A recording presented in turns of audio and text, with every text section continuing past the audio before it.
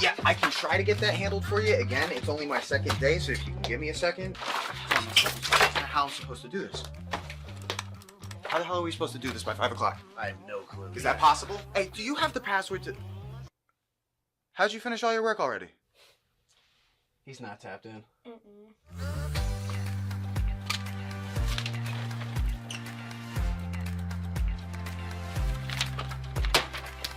How'd you get that done so quick? They think they're gonna be able to budget that? It's money. That's money right there, you understand? You guys finished your work 6 hours early? He's not tapped in.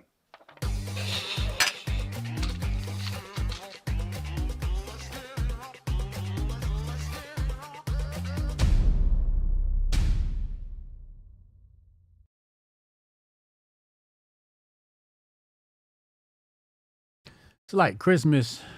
Been stuffing the Grift bag, and I didn't stuff this thing till I couldn't stuff it anymore. We got a lot to discuss today. The Grift Report starts now. 2, 1, boom.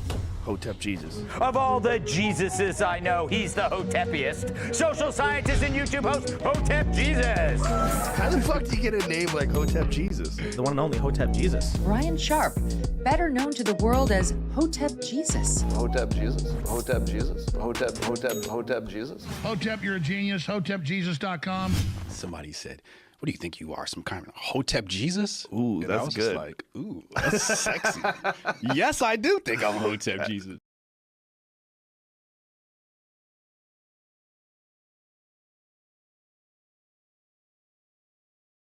What's good, people? Welcome to the Grift Report, live Monday through Friday, 2 p.m. Eastern Time. I'm your host, the Grift God. Hotep Jesus. Hotep Jesus. Hotep Jesus. Hotep, you're a genius. HotepJesus.com. Welcome to the show. Shout out to all my Hoteps. Hotep to all my Hoteps. Hotep.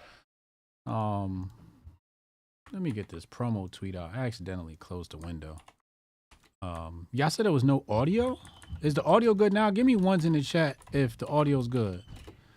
The audio should be good now, I think. YouTube. Back up.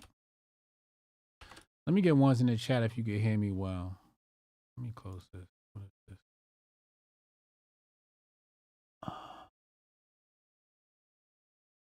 All right, let's send that.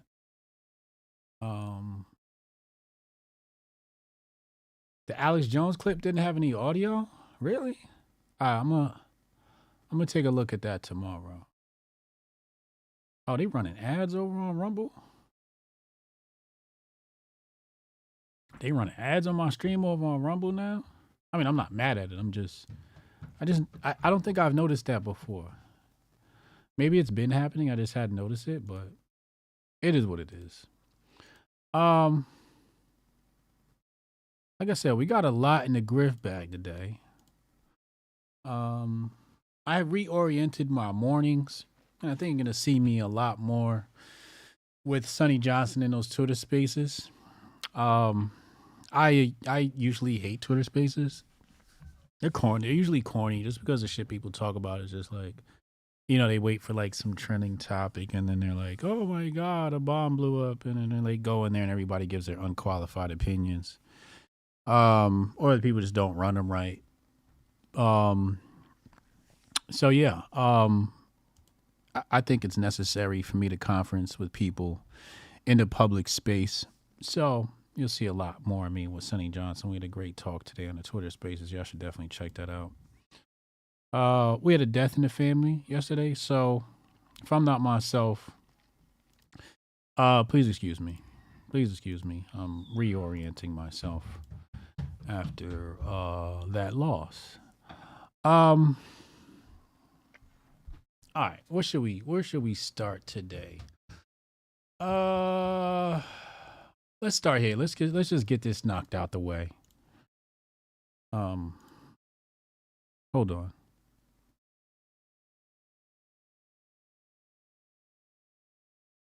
All right, so Derek Chauvin got stabbed up in jail.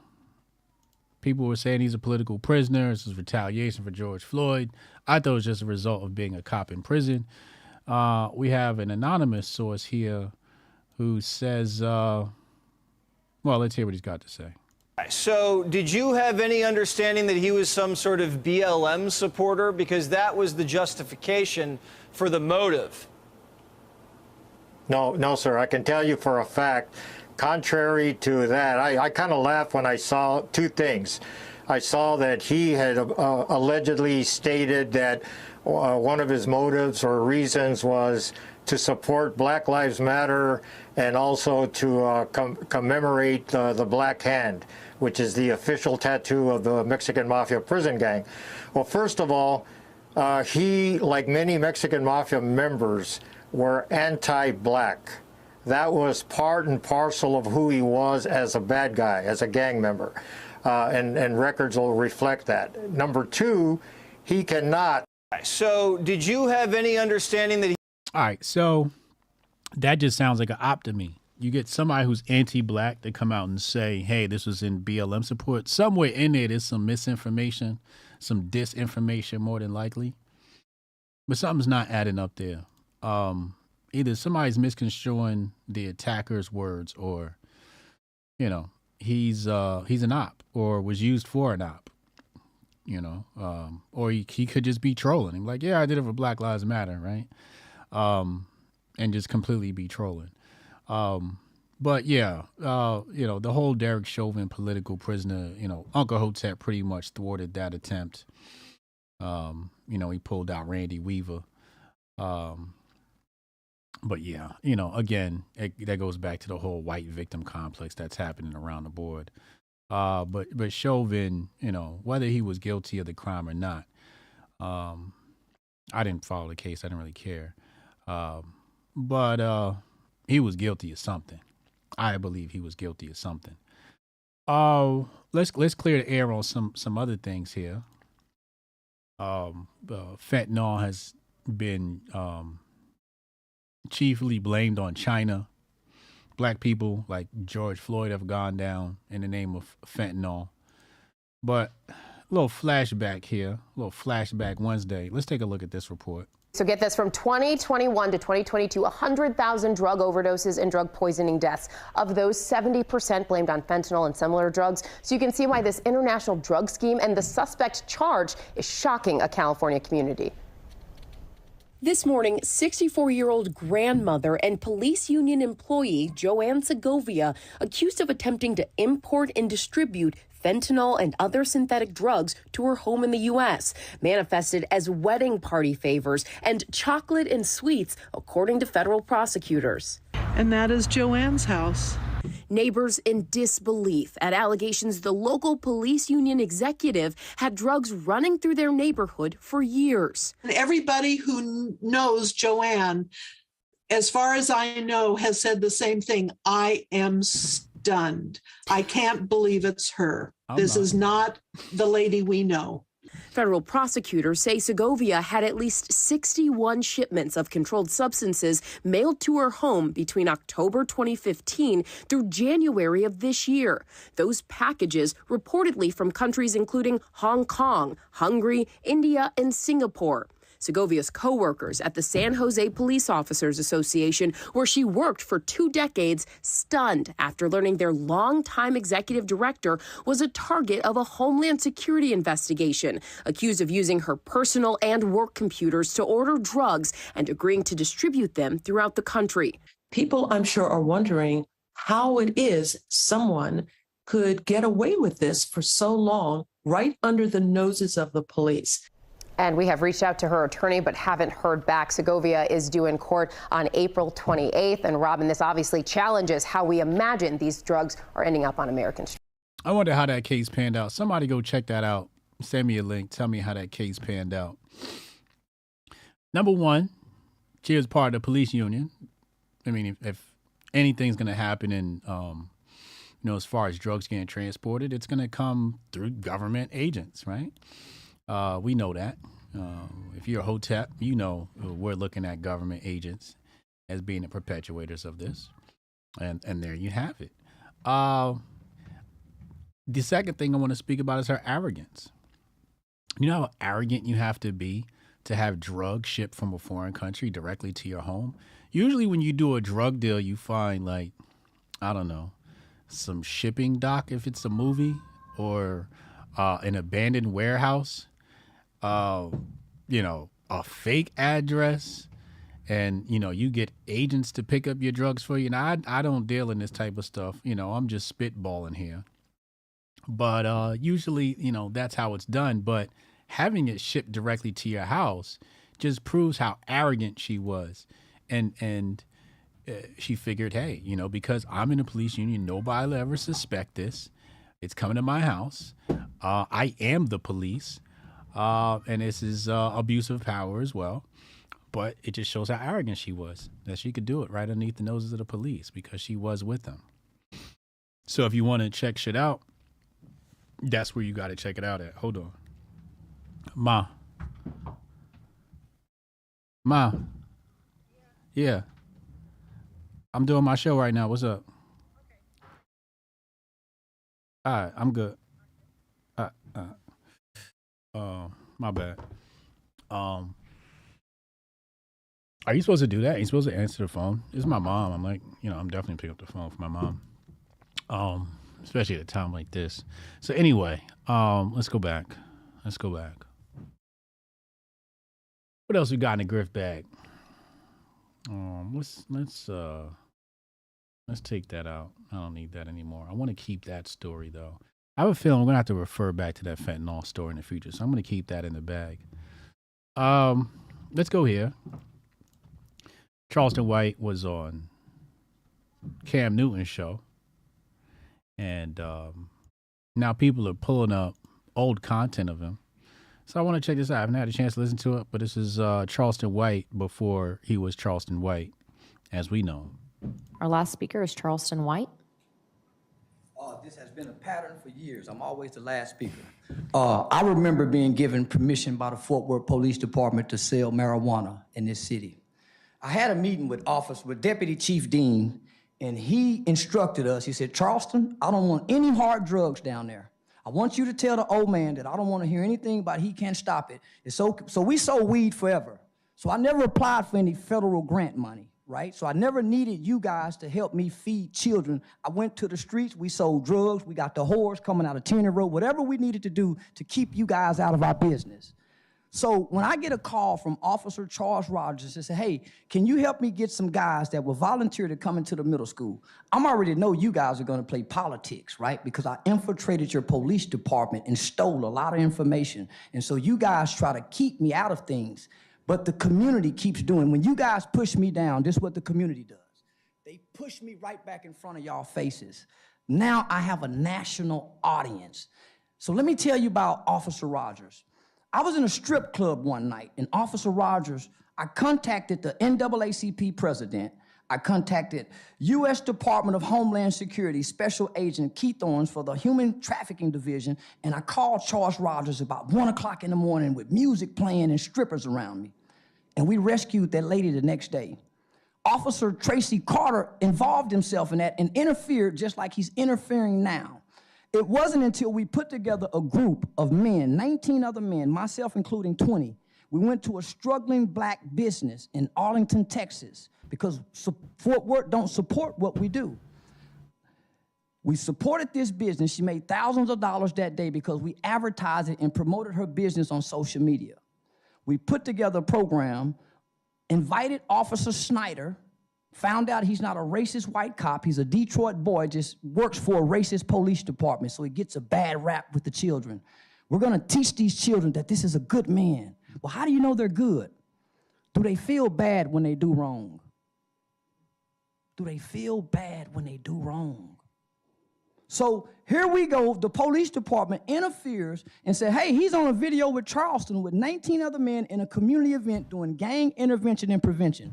You guys pay a lot of money for the VIP program that the Kelly Out and Great put together. We don't need you guys funding, but we got the manpower that the VIP program doesn't have, right? So I'm doing something that I've never done before. I'm standing against the police department. You guys have never seen me do that. Never. It's easy to hate now because you guys are interfering with children's lives. It's easy to spread the narrative that we hate y'all. F the police, because I see it's not about kids. It's about your politics. That's the last of our. Damn. Shit. Protect Charleston White. I want to keep. Every time I see a new clip like this, we're gonna play it. I want to see this arc of Charleston White and some of his work, and he said a lot there. He said a lot to decipher. Cooperation with the police at a street level because he didn't want politicians involved. That says a lot. That says a lot about our country. That says a lot about our communities. It says a lot about how black people think, right? Whereas people say, oh, black people keep voting Democrats. Like, nah, we definitely about doing for ourselves. That's definitely a thing for us. So, yeah. Anyway, let's move on to the next story. Like I said, we got a lot to get through. I'm going to just tear through these stories really fast. All right, what is this? All right, let's look at this. The house explosion in Arlington. Yeah, let's look at this. So the Black Channel, he links to this video here. I'm not going to play the video, but how long is the video? It's a 3-minute video. Says it's being reported the suspect in that Arlington house explosion is allegedly a man named James Yu. He has foil on his windows, and his social media indicates he felt targeted by white people. Now, I don't want to get into the whole, is this event real or not? I want to zoom out and just look at it as it is what it is. And it's symbolic. It's symbolic of where we are as a nation. Stop Asian hate was a thing. And people were saying, oh, look at these black people. They're being violent towards Asians. And now we have an Asian that says, no, the problem is white people, right? But it's symbolic of the British Empire versus the dynasties of China. And that's what this is symbolic of.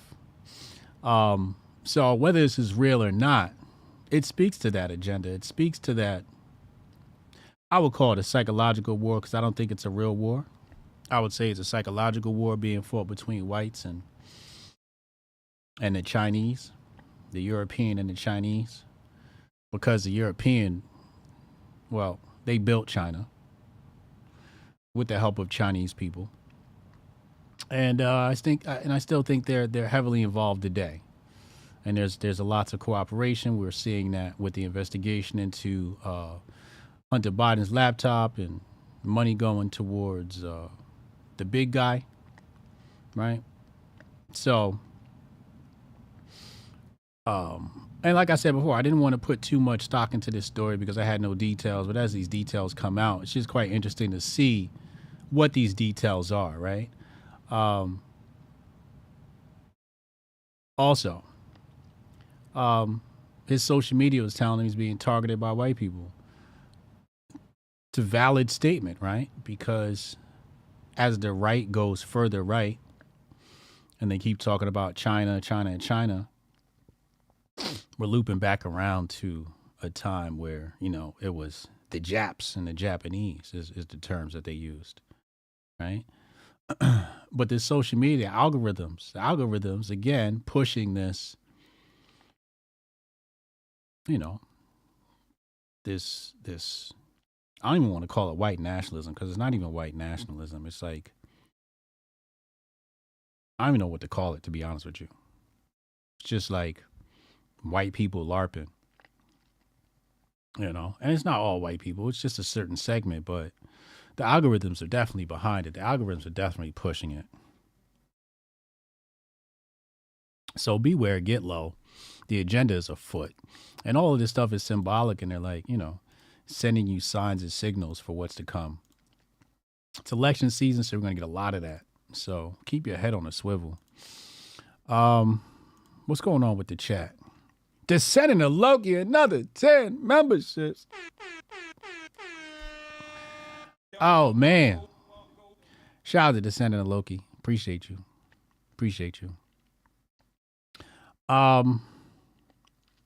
I don't know why but this is on my mind. Today is what, Wednesday? I think let me take a look. What videos have I done this week? Let's see. Let's see what videos I've done this week.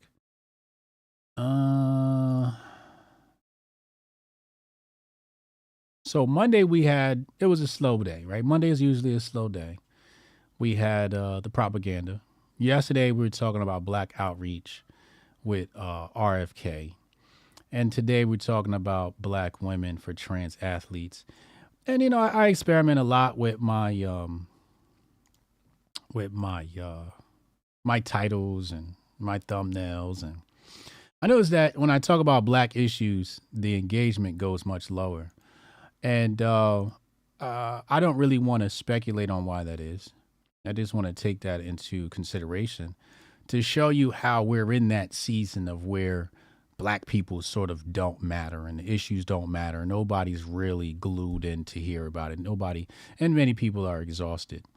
Hopefully there'll be some white shit going on. So, the chat can be at its normal numbers, 200 to 300. But if I feel like talking about black issues, I'm not going to not talk about black issues because the numbers, say people are disinterested. No, we got to talk about this shit. We got to talk about white issues. We got to talk about Chinese. We got to talk about all Americans. So this is a big deal to me. So we're going to talk about it. So let's go right into the story. Hold on. I got a few links here. No, we'll come back to that. All right. Is this the one? Yeah. Okay. We'll put this video on the tail end. We're going to lead with this one.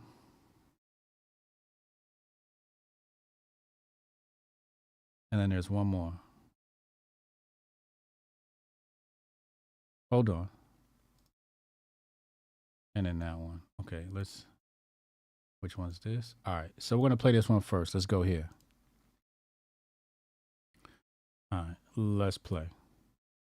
And success in school sports depends on a whole range of factors, including how hard you work and coaching and access to really good resources and facilities. And trans students participate in sports for the same reason. So really fast, I just want to address the caption. I don't know who this Greg Price guy is. He follows me. I guess I follow him back, right? I don't trust him now. I don't trust him. I was gonna follow him, but this isn't a huge violation, but it's a minor violation for me because when I saw his caption, I thought, she was literally gonna say what he said. But this is one of those things where they take something somebody says and twist it to fit an agenda for clicks. So he says National Women's Law Center President Fatima Gosgraves, the liberal witness at the Title IX hearing, says that female athletes should learn to lose gracefully to biological men. So I thought she would say that. She actually doesn't say that in the video, and you'll see.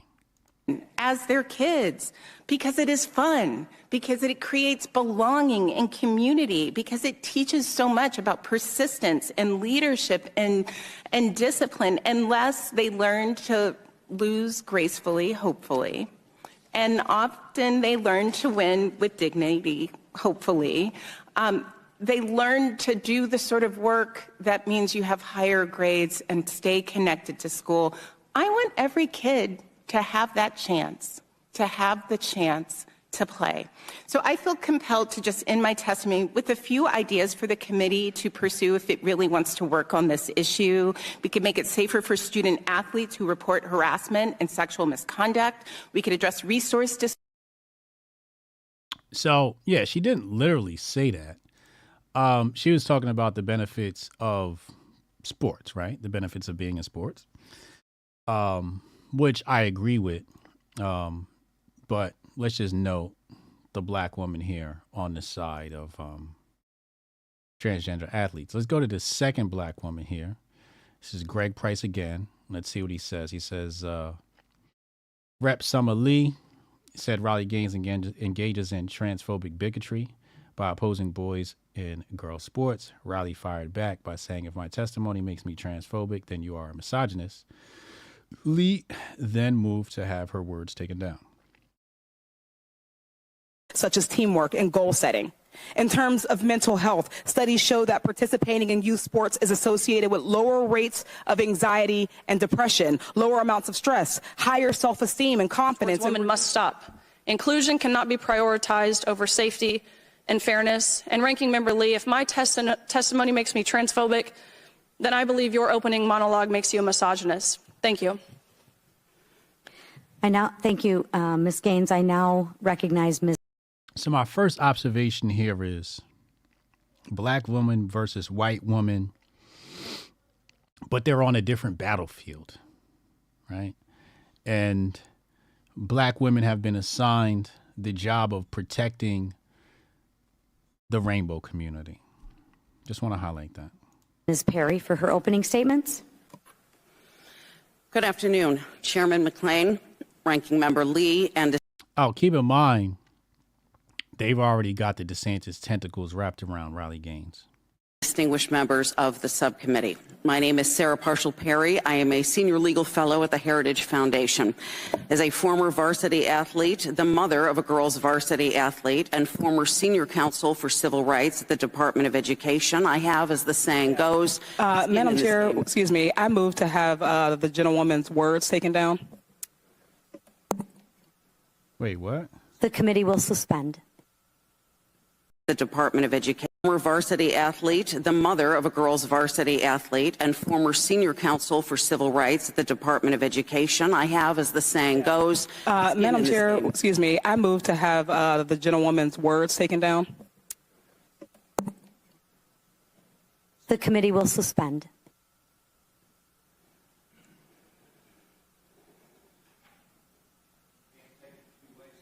What? Wait. What just happened there?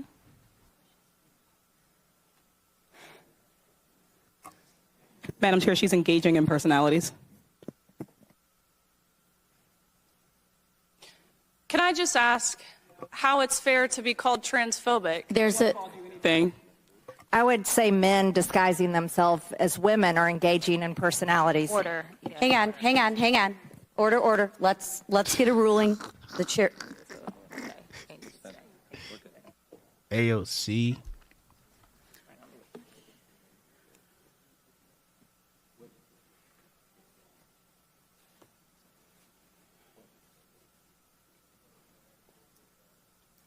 Engaging in personalities. Is that what the lady was doing? I mean, technically, yeah, right? She was drawing a profile of who she is.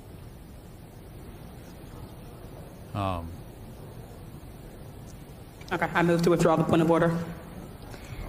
Thank you, Ms. Lee. I now recognize Ms. Perry for her opening statement. We can start over. Thank you.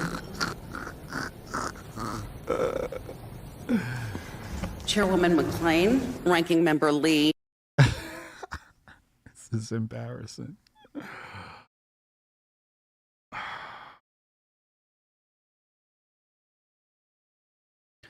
All right, let's show you something. Let's type in Summer Lee. And let's go to images. And I'm just going to show you something here. Where is it?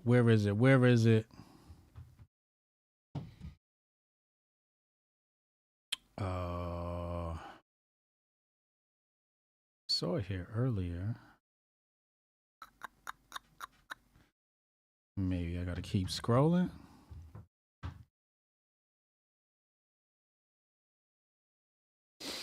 And I gotta, here we go, found it right there. Put this up. Let's put this up. Did y'all see it? Hold on.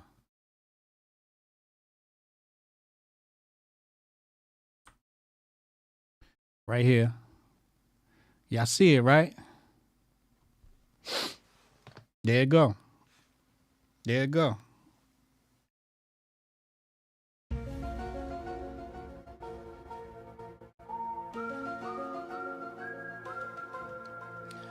So, obviously, a bit of a theory here, not too much of a theory.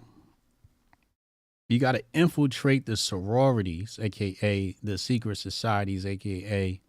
societies, to push the agenda through the black intelligentsia, and then hopefully it'll trickle down to the rest, right? And if the rest, who are not a part of the establishment institutionalization, don't go along with, then the rebuttal will always be, well, where's your degree? Where's your credentials? You didn't go to college. You are uneducated on these matters. So that's the one up that they'll try to pull, is you're not qualified. I went to school. I took these classes on psychology and, history and human rights and all this other shit, right? And then they'll spew a whole bunch of facts at you. And the facts may be true, but the logic is, it's illogical. But again, like I said before, I was always afraid that they'll use black women to push a communist agenda. In order to push a communist agenda, to make people all one, to create a homogenous society so that you can easily intercept the mind and implant mind viruses, you make all people one. So you have to obfuscate the idea of gender so that you can make everybody all one. And there is no male sports or female sports. It's just sports, right? And then what they do is, to charge her battery, they use the concept of race and racism, okay? To where her liberal masters will draw comparisons between the rainbow struggle and the black struggle. They'll pull out, Angela Davis or whoever they got to pull out, any other black lesbian of the past, and some of their words to say, our fight is the same, okay? And try to conflate the two. And being that these women spend so much time in the institutions of higher learning, higher education, and then go on to spend a lot of time around these white liberals, around these communists. As you can see, she's in Congress, probably a House rep or something to that effect. And she's constantly being bombarded with this type of propaganda. And now here they come, and they are now fighting on the side that is against women, like, Riley Gaines said. Now, the issue is the right fails in putting the correct people in positions to speak, right? So they'll grab somebody like a Riley Gaines, who is not qualified to speak in a congressional hearing, somebody who the right has made a hero, and then have her speak, as opposed to somebody with pure, unadulterated intellectual background, right? They go find, whatever lily white blondes they can get to get up there and talk to create the other side of the circus. So you have unqualified black women talking to unqualified white women, which turns it into a shit show. Okay. Because I'm sure there's, and here's the other thing. Why call Riley Gaines? Why didn't they call Angela Stanton King? You see, if I was to do battle with a black woman, I would send a black woman in. But a real black woman, not, I wouldn't send Candace Owens into a congressional hearing.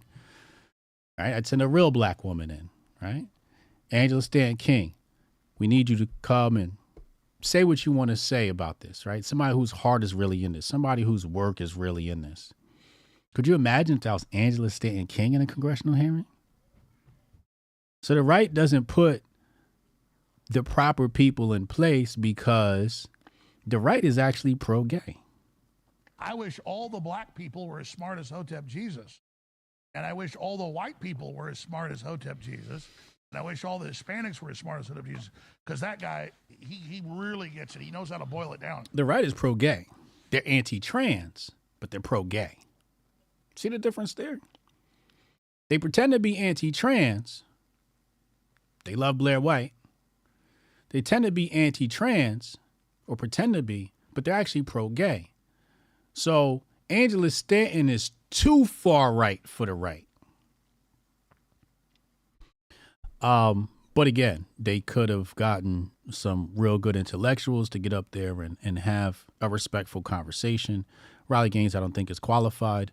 I think she's relevant because, you know, she was a victim of being replaced by a trans athlete. However, you got to send more qualified people in to talk to really embarrass these people. Because they're playing games, right? When the girl said, she said Shorty wasn't dealing in personalities. Like I said, when I first heard it, she's technically right? Like she was building a personality.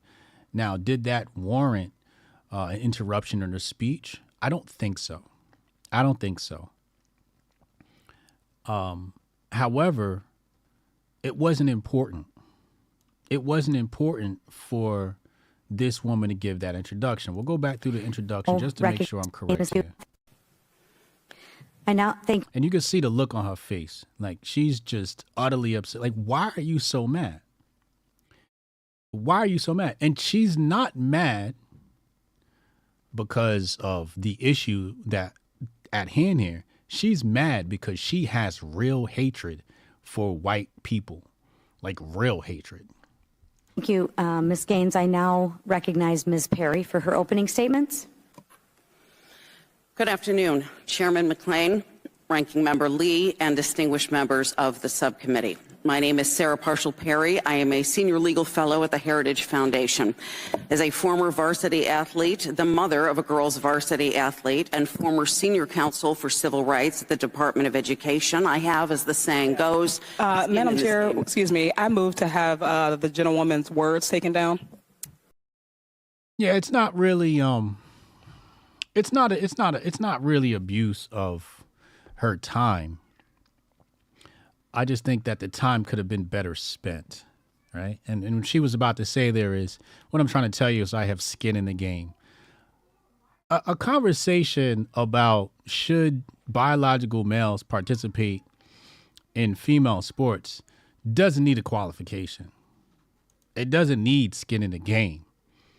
This is a common sense approach. And knowing that you are timed on what you have to say, like Charleston White. When Charleston White went up, we just showed you what Charleston White did. He didn't do too much qualification. He came right with it. Yo, here's what we was doing with y'all police, right? He was exposing this shit and put it on the timeline, putting it on the record. And she could have used her time more wisely than that. But Ms. Lee was definitely out of bounds in trying to interrupt her. She should have just, whatever. But again, it's just quite fascinating what this progressive action is able to do with black women using hatred of white people, specifically red whites, and fusing that with the rainbow agenda. And the more time you spend in university, the more time you're gonna get. The more you'll think like the people that run the universities, because you're spending time around these people. And this is why it's very important that when we send our kids to schools, that their majors are selected appropriately.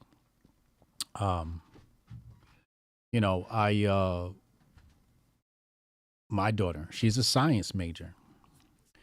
I ask her about, stuff in college and, the Palestine protests and, what's going on in her school. She's like, yeah, she said straight up, yeah, people just use that to cut class. I don't really pay it much mind.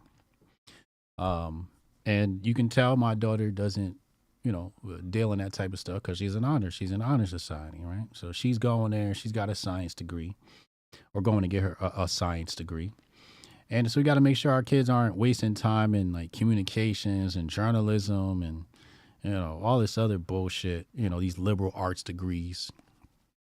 Go get a hard science, go get a law degree, go get an engineering degree, go get an IT degree, right? And don't let your kids fall victim to the agendas, both left and right.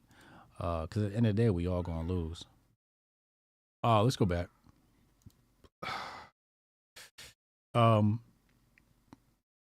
Let's take a look at this. Let me close that. And we're going to come right back. We're going to come back to that. Hold on. Let's play this. I oppose segregation. Okay, well, I do too, but it's happening on your campus, okay?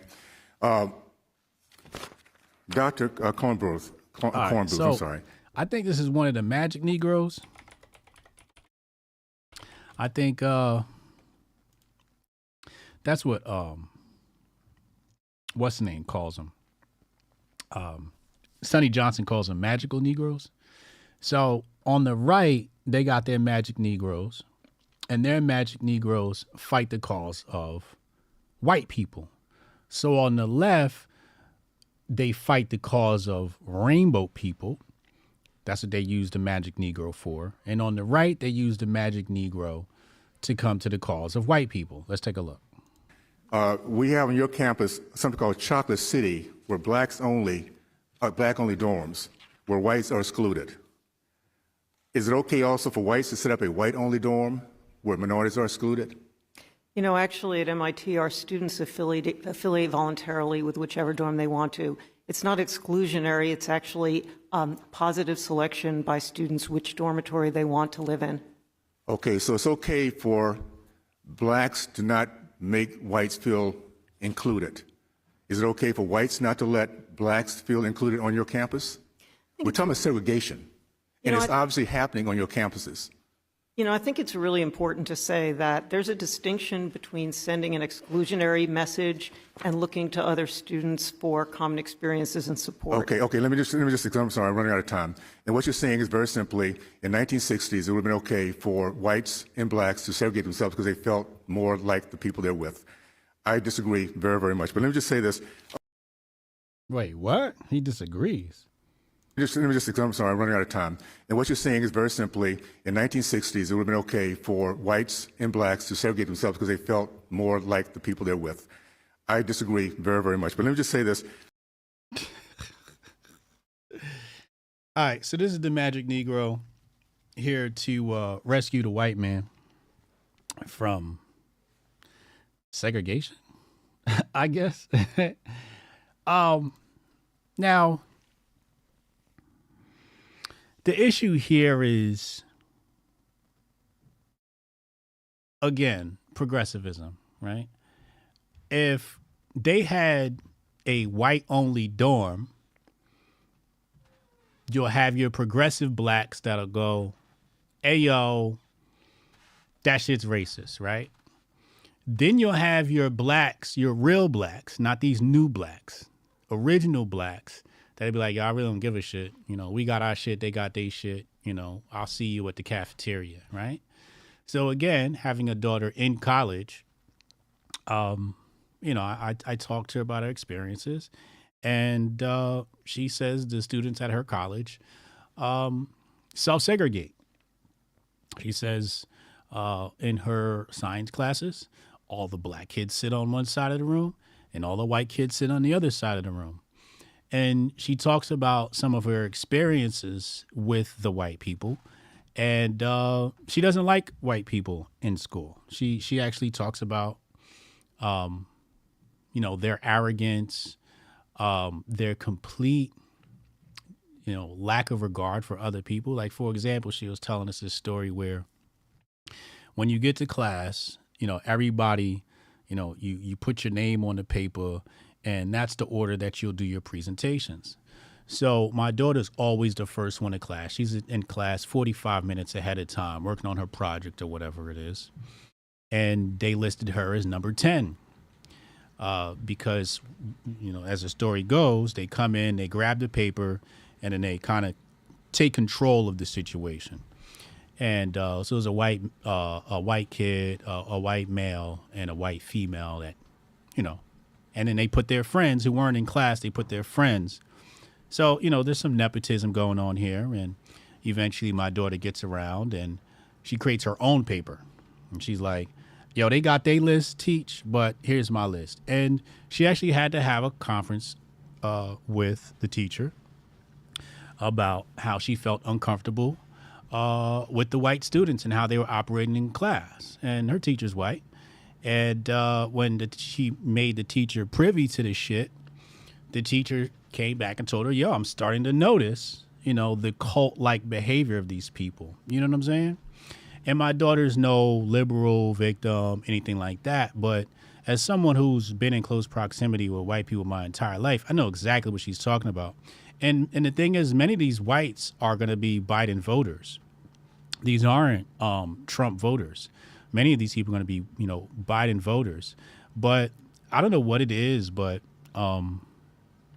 there's a complete total lack of regard for other people. Usually when you're dealing with these, when you're dealing with white people, you're dealing with white. Now, is it all white people? No. But white people in their culture that have complete lack of regard for others. And I think that is what makes them powerful as an empire, because they don't give a fuck about nobody else. You know what I'm saying? Whereas black people are kind of like, you know, if they would have grabbed the paper, they would have made the shit democratic and fair, right? Does it say all black people would have handled it like that? No, but black people tend to be more fair, especially in those younger demographics. Like white people be on some other shit. I ain't even gonna hold you, yo. Is tribalism? Yeah, it's definitely tribalism. But they be on some other shit because, you know, if I, if I go to school and I don't implant these things into my daughter's head and I tell her, you know, treat people, you know, regardless of skin color, and then she goes there and she has these, you know, for example, last summer she was working a job and the white students sort of took control of this situation, you know, who's going to be delegated to what jobs. So they're doing the delegation.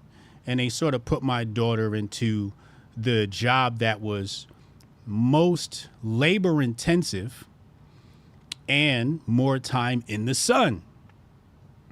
And my daughter, you know, after the situation fizzles out, my daughter's like, yo, I really can't stand white people. Yo, they be on some other shit. It's true. Fucking blue whites are some of the scummiest people on the planet. Now, these are different from your southern whites, right?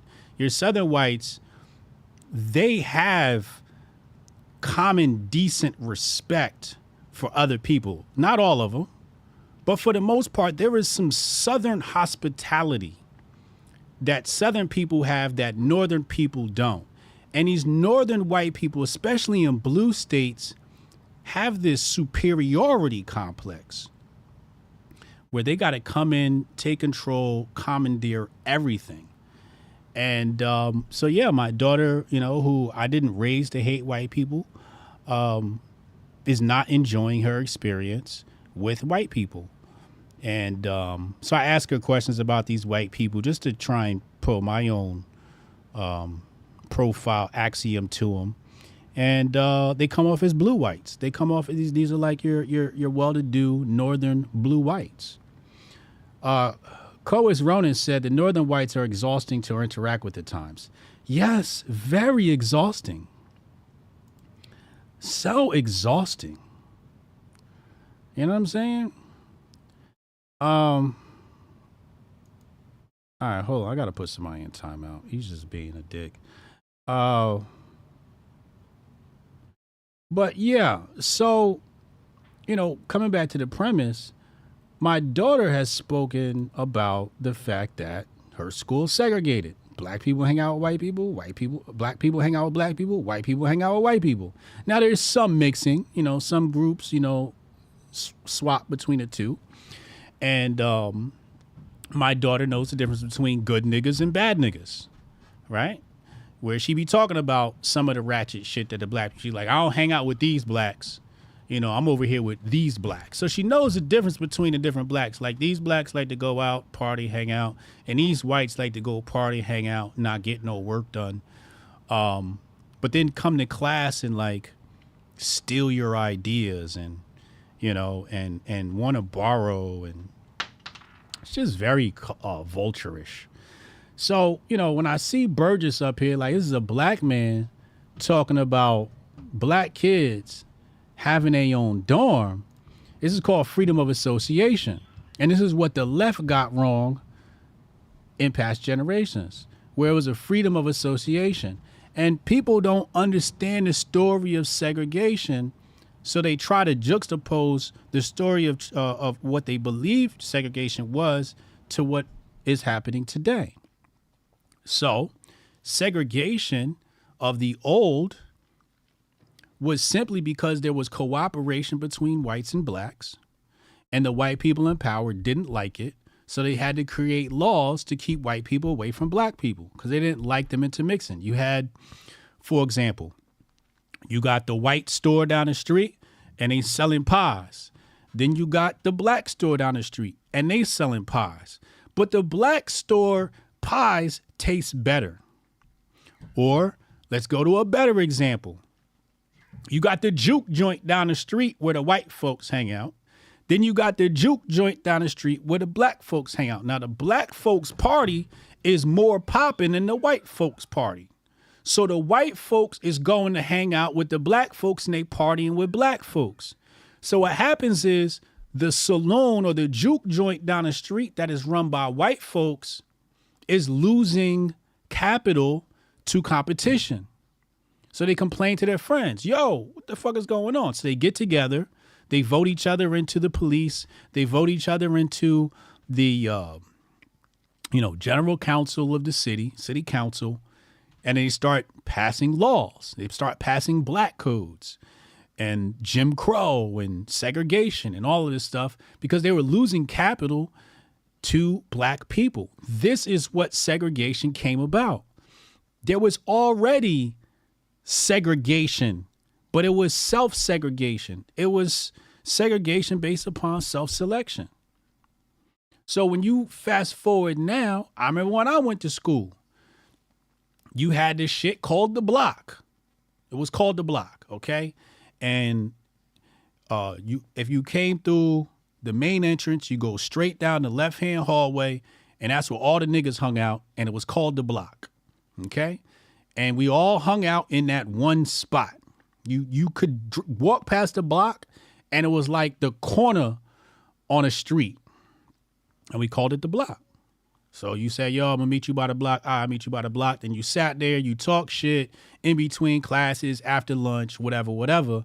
But that's what we did. We congregated like that. Then you'd have certain classes where all the black kids sat on one side and the white kids sat on the other side. And we all got along really fucking well. We was cool with the white boys. The white boys was cool with us.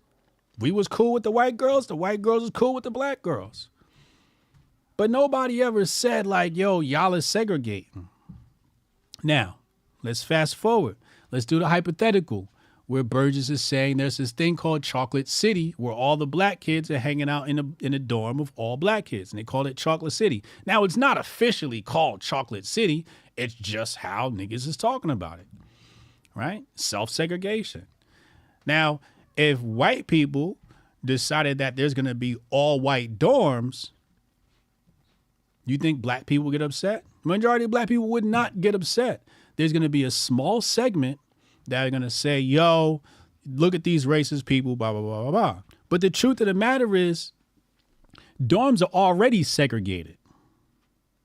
Dorms are segregated by class.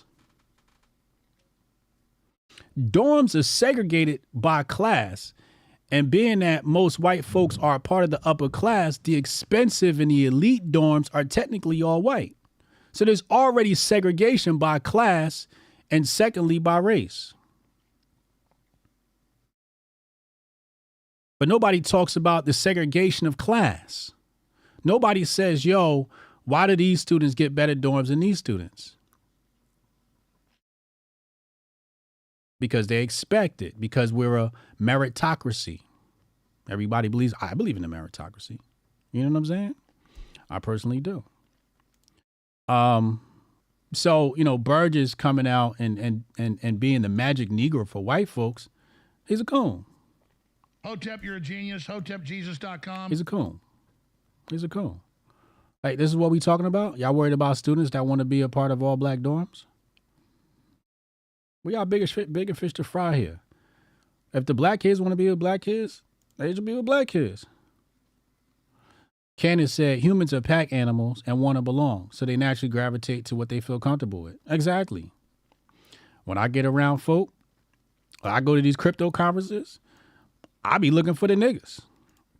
Last time I went to a crypto conference, I saw some of the white folks I know. We kicked it. I hung out with them. But I was partying with the black folks at the crypto conference. I was looking for Bitcoin Zay. I was looking for Six. I was looking for Stacky and the Stockianas. I tend to hang around with my folk. That's who I'm most comfortable around. I'm not comfortable around white people. I'm really not. I remember I went to a crypto conference. Like, white people got a different type of audacity, right? So I went to this crypto conference, and I had on a designer shirt, and it had strings hanging down, and I saw Crypto Wendy O, and the dude made a comment about my shirt looking like a dress, or something to that effect. And I looked at him. I said, "Cause I got a big dick." And I looked at him like, and he kind of saw the attitude. Like, I guess he thought I was like some punk or some shit like that. But like, black folks got more respect than to talk to people like that. Like, we just assume that, like, yo, you got your own shit going on. This is how you dress. You want to dress like Marilyn Manson. We gonna respect that. That's your style. That's cool. But this fucking crypto bro thought he was about to disrespect me. And then when I said this shit back, Crypto Wendy Yo grabbed me like and tried to change the conversation. You know what I'm saying? Like, try to change the conversation. And I let it because I know she was trying to mitigate, risk and, conflict. But I looked him dead in the eyes and I was like, yo, my dick big. And he was like taken back that I had the balls to say something to him. You know what I'm saying? And I was like, yo, I'll punch you in your face. And I'm not even a violent dude. I don't condone violence. But like, blatant disrespect in that moment gonna make me hot and make me want to hit you.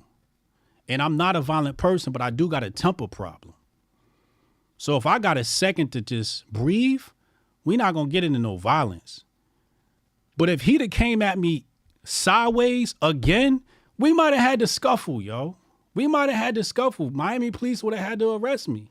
Cause you're not about to disrespect my manhood like that. And this is shit that white people pull. Black people don't be pulling that shit.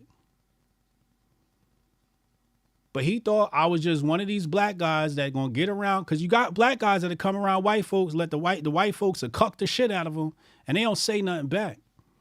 So he thought I was one of those blacks because I had on a designer shirt and the shit was fitted and I was looking good. And he trying to figure out why the fuck was I dressed like this?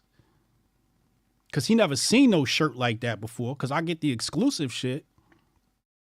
And he gonna try and disrespect me and say I look effeminate. You know what I'm saying? Them northern whites, right? And he's shocked because I looked him in the eye and gave him a vulgar response. And everybody else around was like, oh shit, like it's about to go down. And then Crypto Wendy Yo changed the topic. You know what I'm saying? Shit weird. Next time you see Crypto Wendy Yo, you can ask her about that. Yeah, them underhanded jabs. Like, yo, like that shit was passive aggressive as hell, bro. Like, you know what I'm saying? Anyway,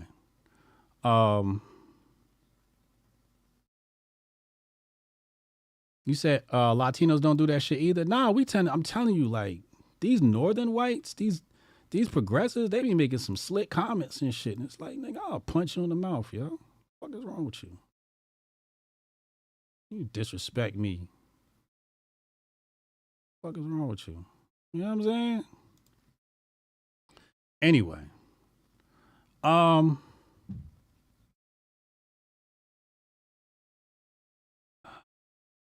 We can get to that tomorrow. What else we got here? We can get to that tomorrow. I could play that tomorrow. Let's go to some big brain shit. I'm going to take some phone calls. Text Hotep in your name to 202-596-5631. 202-596-5631. Text Hotep in your name there. And we're going to take some phone calls. But first, let me pull this up.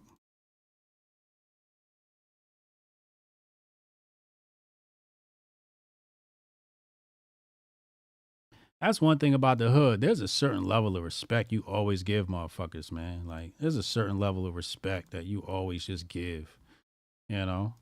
All right, so CBDC updated today. Obviously, you can go to my locals, hotepjesus.locals.com. Get access to my resources on CBDCs.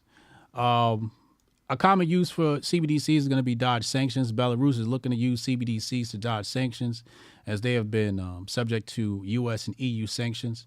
And they want to open up trade with international partners, and the CBDC allows them to do so. Although CBDC is not the only way, like I said, they can stable coin up. I think a lot of countries should probably stable coin up. Now check this out. Got two stories coming out of the Fed today. Now, you tell me if these things sound conflicted or not. So, Michael S. Gibson, director of the Federal Reserve's Division of Supervision and Regulation, said the Fed is a long way off from thinking about implementation of anything related to a CBDC. This is what he says, right?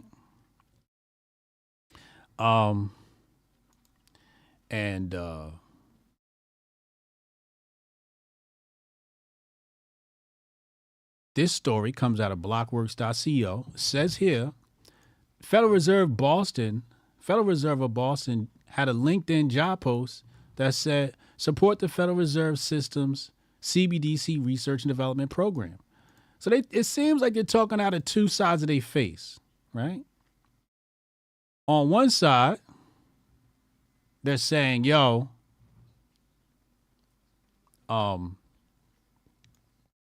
we're a long way off. And long is relative, right? So that's why I say I'm not exactly sure if they're talking side of state. It just feels like it because over here they're like, nah, we're hiring. So how are you a long way off from thinking about implementation, but you're hiring at the same time? You're not a long way off of thinking about implementation. You guys have been studying this shit for years now. Vin Armani, Ciprian was talking about this. Ciprianus was talking about this. Bitcoin's evil brother. You know what I'm saying?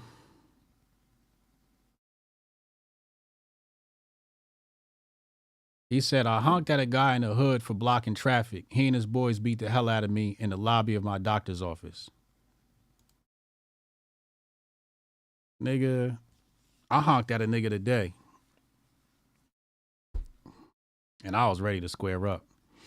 It just is what it is. If y'all get beat by road rage, then, you know, that's on y'all.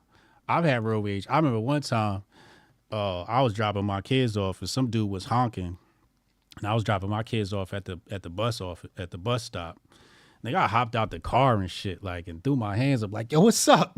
Like, I got no glasses on. I don't know who this nigga could have been 6'8". Road rage could really get to you. It could really make you do some wild shit. So y'all got to be careful. But I tend not to honk at people because honking's like really annoying. I tend not to honk at people. But yeah, if you got caught up, man, you know, you got to be careful. Sometimes you in the wrong hood. And yeah. All right, let's go to the phone lines. 202-596-5631. 202-596-5631. We're going to take phone calls after this brief, short commercial break. Yeah, I can try to get that handled for you. Again, it's only my second day, so if you can give me a second. How am I supposed to do this? How the hell are we supposed to do this by 5 o'clock? I have no clue. Is that possible? Hey, do you have the password to... How'd you finish all your work already? He's not tapped in.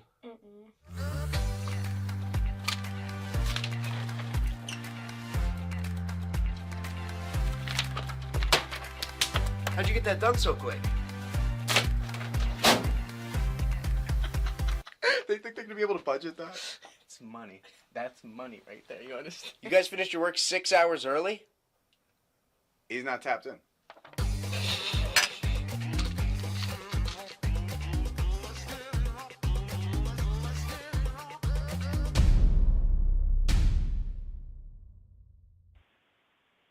We live. We got Goldstein on the line. Goldstein, what up, man? What's happening? Hey, nothing. Chilling, you know, maintaining. What's on your mind today, man? What you got for us? Man. First off, I want to start with the Northern Whites. I wasn't initially, but fuck it. What? The reason why Northern Whites are the way they are, right, is because they tend to be for money. Yes. Now, what I know about people for money is they have a significant lack of what I like to refer to as the golden road of constructive violence.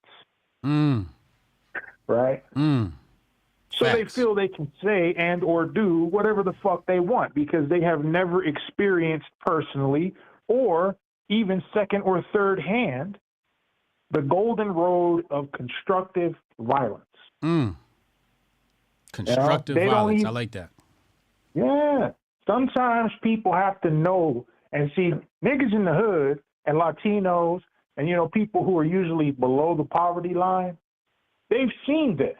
Right. They know what it's like to either get their motherfucking ass whooped from personal experience or see someone get drugged the fuck up and down the road, right?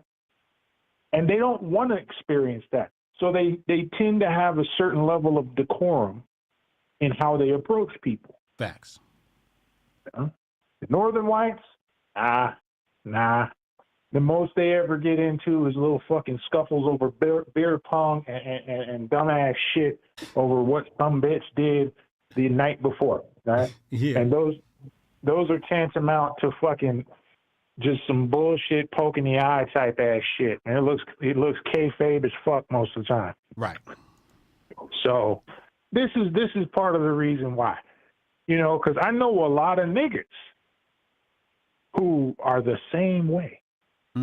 But they come from money. Right. You know? It's just ridiculous. So, I mean, the best way to deal with these types of people is what I found is, you know, punch you them in don't the want mouth. to spend. Well, no, listen. You don't want to spend the better part of your formative years in and out of prison like myself. Right.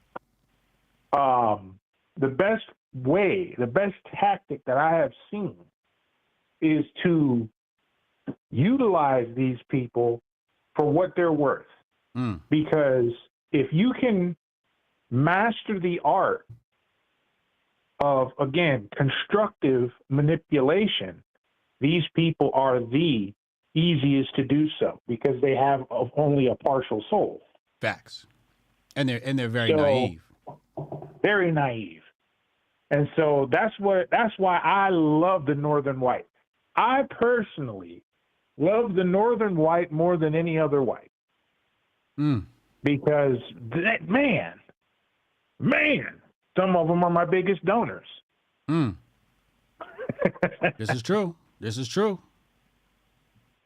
I don't give a damn what the circumstances are. They could be the most racist son of a bitch you've ever met in your life. If I can sit down with that motherfucker for 10 minutes, I'm all up in his bank account. This is why niggas make the best pimps. Because we've had to deal with a social structure that was typically geared towards telling us we wear shirts that look like dresses, figuratively speaking. So what we have found is a way to sidestep that shit by peeling your brain back. That could be used in a good way or a very bad way. But it's still a skill set nonetheless that most niggas have. Let me ask you your thoughts on Burgess talking about students segregating you know, in a chocolate city in his hypothetical situation of whites going into their own dorm. What's your take on that? Let them motherfuckers. Let them go in their own shit. Listen, whites need a cultural identity based around race. Facts. Facts. They need that. If without that, that's when you get this weird Dylan Mulvaney ass shit, which is far more of a threat than just them being like, you know what, I don't like your black ass. All right? They have this creed from Germany, is the nine principles or some shit like that, right? If you were to fucking take those principles and try to espouse those principles, not packaged in the same way because it already has its stigma. But if you tried to take those principles and package them in the same way, or I mean, the same principles, but in a different manner, you would be looked at as a motherfucking villain in this society. And they consist of things like courage and valor and all that other shit, right? Viking shit, right? The reason why we have Dylan Mulvaney's running around this motherfucker in empty Penn State auditoriums and shit is because they forgot that creed. They need a racial identity. They need to get back to their racial identity, right? Absolutely. We could always fucking hash it out on the back end, right? Because I'm all for brute force. I love it. But you need that out of them because I don't like this sneaky, underhanded subterfuge bullshit that they try and cook up and serve to everybody. Yeah. Right? I just like blunt. I don't like your ass. You don't like my ass. You stay in your dorm. I'll stay in my dorm. And when and if we ever need each other, we can be there for each other to some degree. But for the most part, just stay your ass over there. Right. Right? Yeah. That's what we need from motherfuckers until motherfuckers can mature, especially on college campuses, until motherfuckers can mature to a degree to when they understand there's more nuance and we're more alike than we are different. Correct. But in those young years like that, you need that hard edge. And this is what they try and strip from fucking college kids. But this is what I see in spades, you know, coming up through the prison system. Is that hard edge is instilled in everybody along their racial lines. You know what I mean? Right. Like dude was saying, Mexicans don't like niggas.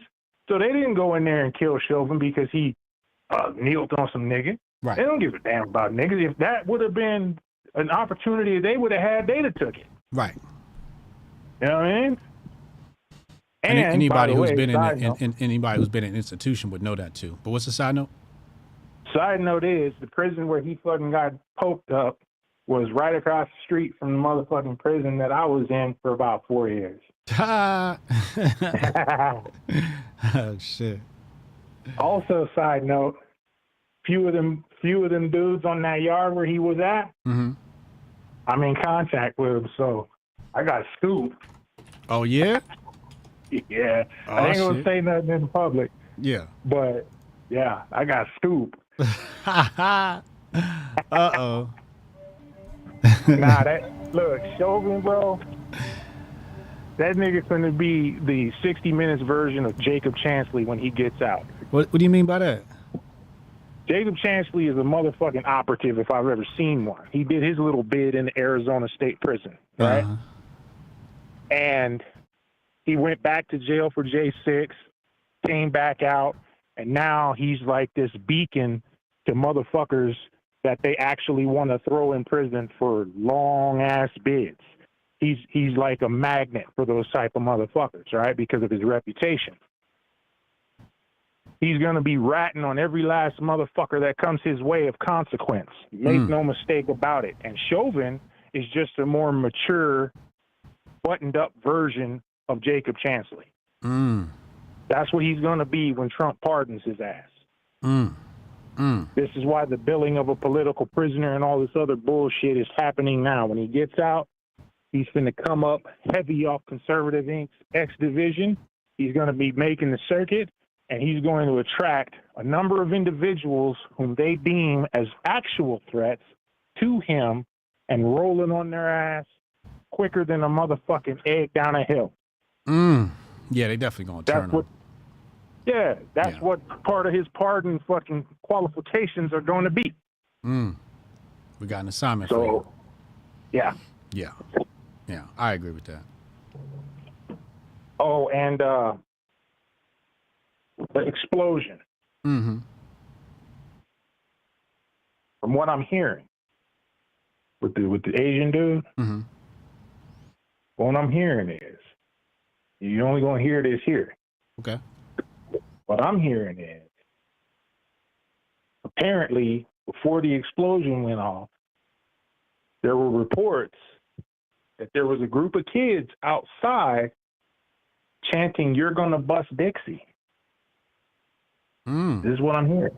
"You're gonna bust Dixie" was the chant, and then all of a sudden, boom. All right? And then the lead detective on the scene was quoted as saying immediately after that, "I'm too old for this shit." There it is. Damn. So he's provoked. that all the implications that come along with that. Man. Listen, I don't know what's up with dude. They said that his fucking social media account was going crazy. Right after the explosion, he was still fucking tweeting and shit because he wasn't in there. Or not tweeting, but he was on YouTube. I don't know if the account is real or not, but he was pointing to fucking the first day of Hanukkah as being some day that we need to look out for. It's the 12/7. All right, that's tomorrow. Oh, Lord, here we go. Yeah. Keep your eyes open, get low. Keep your heads on a swivel, especially if you're Lahimanic. Keep your head on a swivel. You know what I mean? Because they might be on some false flag shit as far as you are concerned. Facts. That's it, man. That's all I got. I appreciate you, bro. Yes, sir, man. All right, Hotep and Bill. Hotep and Bill. Shout out to Goldstein. Retro Neon and Northern Whites acting arrogant. The Southern Whites would put the Northern Whites in a fucking clinic and beat their ass. This is true. This is true. Let's get Strong Dad in here. This is true. I spent a great deal of time in Miami. Everybody seems to be pretty cool in Miami. But these Northern Whites, they different, man. They different. Even some of the red whites up north, they've been radicalized. Every time they look at a black man, they just think, he's voting for Biden and shit like that.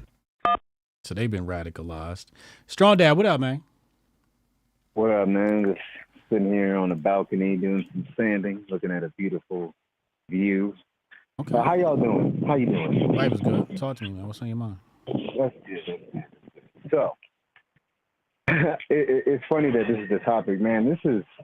I have so much experience with these white liberals. As living in Colorado, I moved here, from Baltimore, and I learned real quick that one, these people hate just in general. They are some of the like a white liberal, a Northern white is one of the most miserable white people you'll ever come across, and they'll preach to you an entire life about how you need to meditate and shit. They're full of shit all the time, all the fucking time. You know what I'm saying? They got a black flag. They got everybody's flag in their fucking front porch. And the minute they get a chance to axe out a nigga, they'll do that shit. And that's something that I learned real quick. But also, they'll save their ass real quick. Yeah, facts. They'll say they don't give a fuck about you. Throw you under the bus, bro. Yo, in a hot second. And then and they'll act like it's not about race, but it might not even be about race. It might just be because they're just, you know, insufferable. They just, you know, they smell their own feces. They are that insufferable. They are narcissistic. I don't even think it's about race. I think it's just that they are just unhappy, voidless, you know, people filled, you know, they got a void in their heart that needs to be filled. It just can't get filled, no matter how much they consume. So the Southern white, all they need is enough to make their homestead property work. You know, as long as their small domain is protected and taken care of, they don't care about anything else. You know, they want the next man to get a piece of that because then he doesn't want a piece of what they got. You know, I find that mentality, but at the same hand, they're also really hard to deal with. They're really hard to deal with. They need to read more. They need to read more because there's a lot of issues with, you know, just comprehending anything. Yeah, that's how they end up following niggas like Brandon Tatum and Candace Owens, because they're just so easily led. They just lack morals. Most of them. Yo, I don't understand that part. You know what I'm saying? In life, they're very much trying to live their life like Jesus. You know what I mean?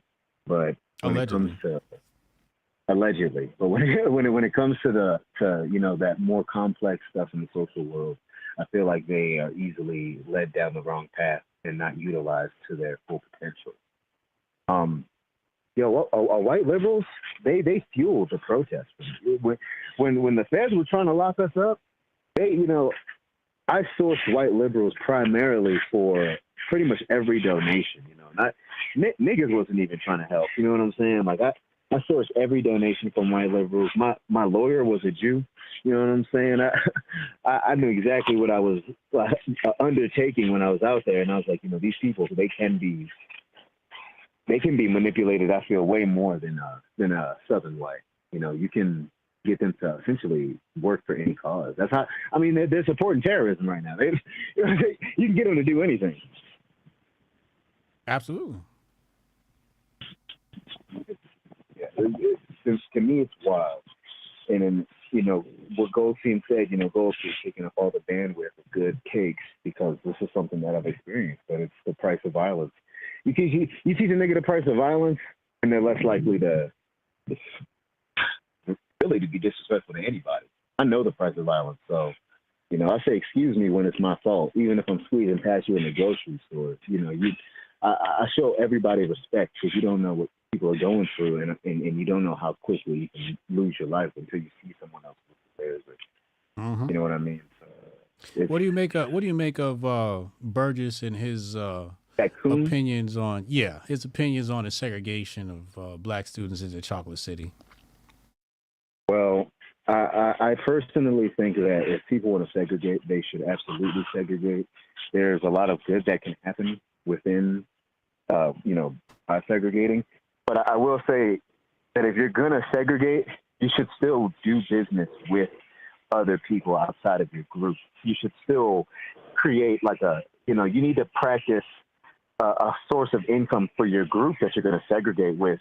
And then, you know, you can share amongst your little group and treat your group as your own, you know, secular society. But you should still operate very much. I mean, the nation was like that at one point. You know, they still believed in taking money from everybody. The money was in. So if the students want to do that shit, then fucking do that shit. You know what I'm saying? Just do it in the right way. You know, don't do it because you hate white people. Do it because you're trying to make it better for black people. Right. That's kind of how I see it. Mm-hmm. Once you get over that blind hatred, then you really start to see where you're best effective in your own community. You know, you start to develop more skills that are helpful rather than just teaching everybody how to bitch and complain about shit that we can't change. You know what I'm saying? You can't change this shit. So move forward and develop yourself. You know, you stay stagnant trying to police everybody else and trying to be everybody else's boss and trying to make everybody make you feel good. You're the master of that shit at the end of the day. You know, I'll get called a coon. I've been called a coon like that, but it's a fucking fact. You know what I mean? It's a fact. Yeah. Real talk. Yeah, that's how I feel about that shit, man. Hey, I had a question for you. Mm-hmm. This is completely separate, and I won't take up a lot of your time. I just had this debate with my wife. In the future, as science progresses, what can we really say is and is not natural? You know, are we not animals? Is not like a bird's nest a creation, an extension of that bird? Wouldn't technology be an extension of ourselves? Isn't that technically natural? Can you not argue that that is not natural in a sense? If we become bio-enhanced to, you know, how is that not natural? What is the argument for that not being natural, or is it? I think for anything to be natural, it has to follow a cycle of life and death. So plastic does not follow the cycle of life and death because plastic doesn't die. It stays and it pollutes eternally. I think it takes like 100,000 years or something. Still, don't get me quoting, but it takes like super long for a plastic bottle to decompose, as opposed to, you know, paper or something else. You know, how well at death does it amalgamate back with earth? And when it does so, does it nourish the earth? When we die, our bodies are buried and then it nourishes the earth, right? So anything that does not follow the cycle of life and death, either, you know, the alpha and the omega, then it's unnatural. So so a domicile that is not of biodegradable material, let's say, that would be natural. Like if it was made of wood, that's a natural. Well, I don't think you could include that because you got the rungs of existence, and solids like rock formations are on the lowest forms of intelligence. So they're on the lowest rung where their life cycle is much longer than ours. So natural to them is based upon a different life cycle. So you can't really count that. What we got to look at is at the point of destruction, what does it do to the said area, right? So after you take down this house, for example, if you were to take down the pyramids, right? It's made of limestone and other materials, right? Those materials could be chipped up and reused. Sometimes what we have is like aluminum siding and all this other shit, right? And it's just like, now what do you do with that? Like you have to melt it down and do this and da-da-da. And, you know, it's just like plastic vinyl siding, right? Like all these different, you know, inorganic materials. Whereas when you go to Africa and you look at how some of their houses are built, I mean, they're using solid rock foundations, obviously, but also the pillars are solid rock, right? They're not using, you know, wood to hold their buildings up. They're using like solid stone. So even here in America, houses aren't built technically to last. They're built for profitability. But yeah, I don't think you could count domiciles in that to a certain extent. Okay. You know, it depends on what type of domicile, what it was made out of, et cetera, et cetera. But, you know, when I think of, you know, inventions, what humans invented, for example, Tesla, when he's talking about the creation of or the exploitation of electricity, and then now we have, you know, people who are creating these solar panels, which turns out to not be good for the earth, and we're siphoning, you know, very low amounts of electricity from these solar panels. And the batteries, you know, the way we store the energy, even that technology is starting to grow. But even when you throw away your batteries, right, like you got to be responsible how you throw away your batteries, because when it gets with the earth, it becomes toxic, right? So it's all these little things that are created for profit and not for, you know, maximizing human potential. We're like eons behind as far as technology is concerned. But you do currently support the natural manipulation of natural things for as long as it's for the better. Yeah. Okay. That's alchemy, right? Right. It's chemistry. Yeah. Right. So I'm gonna ask you again. You gonna take the nanites? You gonna take the nanobites when they come out? No. No? No. What if you create the nanobites? If I create them? If you create the nanobites, yeah. Then I'd probably trust them. Okay. All right. Hotep Nation nanobites. You heard it here, folks. You heard it first here, folks. We finna have the neural link for Hotep Nation. I ain't say all of that now. But I mean, it could come a point where, you know, you'll have to have a jailbroken chip in your brain, right? Super future. You'll have, you know, people that have a chip in their brain, but it's connected to ChatGPT, and other people who have a jailbroken chip in their brain. You might, you know, just like you need a cell phone to compete today, you're going to need a brain chip to compete in the future. So there could be future Hoteps with our own chip. Would you take the eternal life pill? You know, like not necessarily eternal life pill, quote unquote, but let's say you make it to the point where they can effectively extend the life, you know, another 100 years. No. Would you take that? No. Or would you just be like, no, I'm good with what I got. I'm going to take this 100. I don't think I would take it. That's interesting. Part of it, I don't think I can handle the stress. I'm so sick of humanity now that like you want me to spend another 100 years with these dumb motherfuckers? Yeah, but what if the aliens pop off like right when you like 85? I'm trying to see it all, man. Yo, the Mars Wars, all that shit, Star Wars, man. But I'm gonna see it anyway from the afterlife. You're going to see it from the afterlife, but then you're just going to be a divine participant. You're not going to be, you know, like down here in the trenches, and that's where all the You actually have more power in the afterlife. I mean, I'm not arguing that. You become somebody's angel. That is true. Man, that's heavy. That's heavy. You know? That's heavy. And when my time it's time to go, I'll be somebody's angel. It just is what it is. All right. Word. Well, it was a pleasure to have your ear. Much love to Hotep. You know what I'm saying? Hey, love appreciate you, bro. Thanks for the calling. Great questions build, too, man. Yo, peace. Hotep Yeah. good. Canon Hotep said active shooter at UNLV.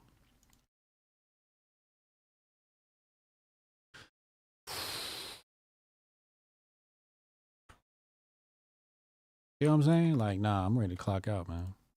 Let's see what we got here.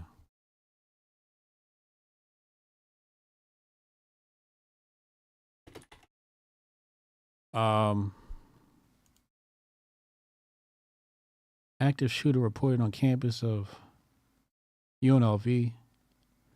Multiple victims. Heavy SWAT en route. You know, once upon a time, I wanted to be a SWAT. I want to be a member of the SWAT team. I was like studying and shit. I used to study like all the SWAT shit. I was basically radicalized by a video game. I ain't gonna hold you. I used to play this SWAT video game after school. Call from Cash is Cam. Cam, what up, man? Hey, what's going on, brother? How you doing? What's good with him? It was good, man. I just kind of wanted to call in and touch base on this whole fentanyl shit Okay. that's going on. I mean, as a lot of you guys know, you know, if you pay attention to me and know me, like this shit's real near and dear to my heart. And just last week, I lost another homie that just faded out. You know, he was a good dude. I fought fire with him, good friend, and now he's got a 6-month-old and a 4-year-old at home with no pops. So this whole thing, man, it's just like I just want to put myself out there to people, especially in this community. If anyone's struggling with addiction or anything like that, I will literally drop everything to help somebody recover from that. You know, I'm one DM away, I'm one message away. I'll give you my direct phone number because no highs work that life, you know, and especially with the opiates, with fentanyl being in everything, people can't even afford to relapse once anymore. You know what I mean? It's not the same dope that people were doing 10 years ago. There's fentanyl in everything, and people just got to be cognizant of that. And just, it's a hard path to get sober when you're a real addict, but sobriety gives you the things that drugs promise. Yes. You know, it's a rough road, but there's people out there like me that are willing to go the extra mile because it's my duty as a person who lives sober to help other people maintain that too. Because at this point in my life, lost so many people that I've lost count. You know what I mean? Mm-hmm. Well, I'm sorry to hear about your loss, man. I know we got that news in the group chat, man. I'm sorry to hear about your loss, man. Hey, likewise too. Condolences to you and your family. Thank you, bro. I'll be sending some positive energy out towards y'all Appreciate and you. whatnot. You know, just wanted to put that out there. If anybody needs me, I'm one message away. That's you know what's what up, I mean? man. That's what's up. That's big. Appreciate you, man. Yeah, God bless, man. I'll stay tapped in with you. All right, yo, Hotep and Bill. Hotep and Bill, bro.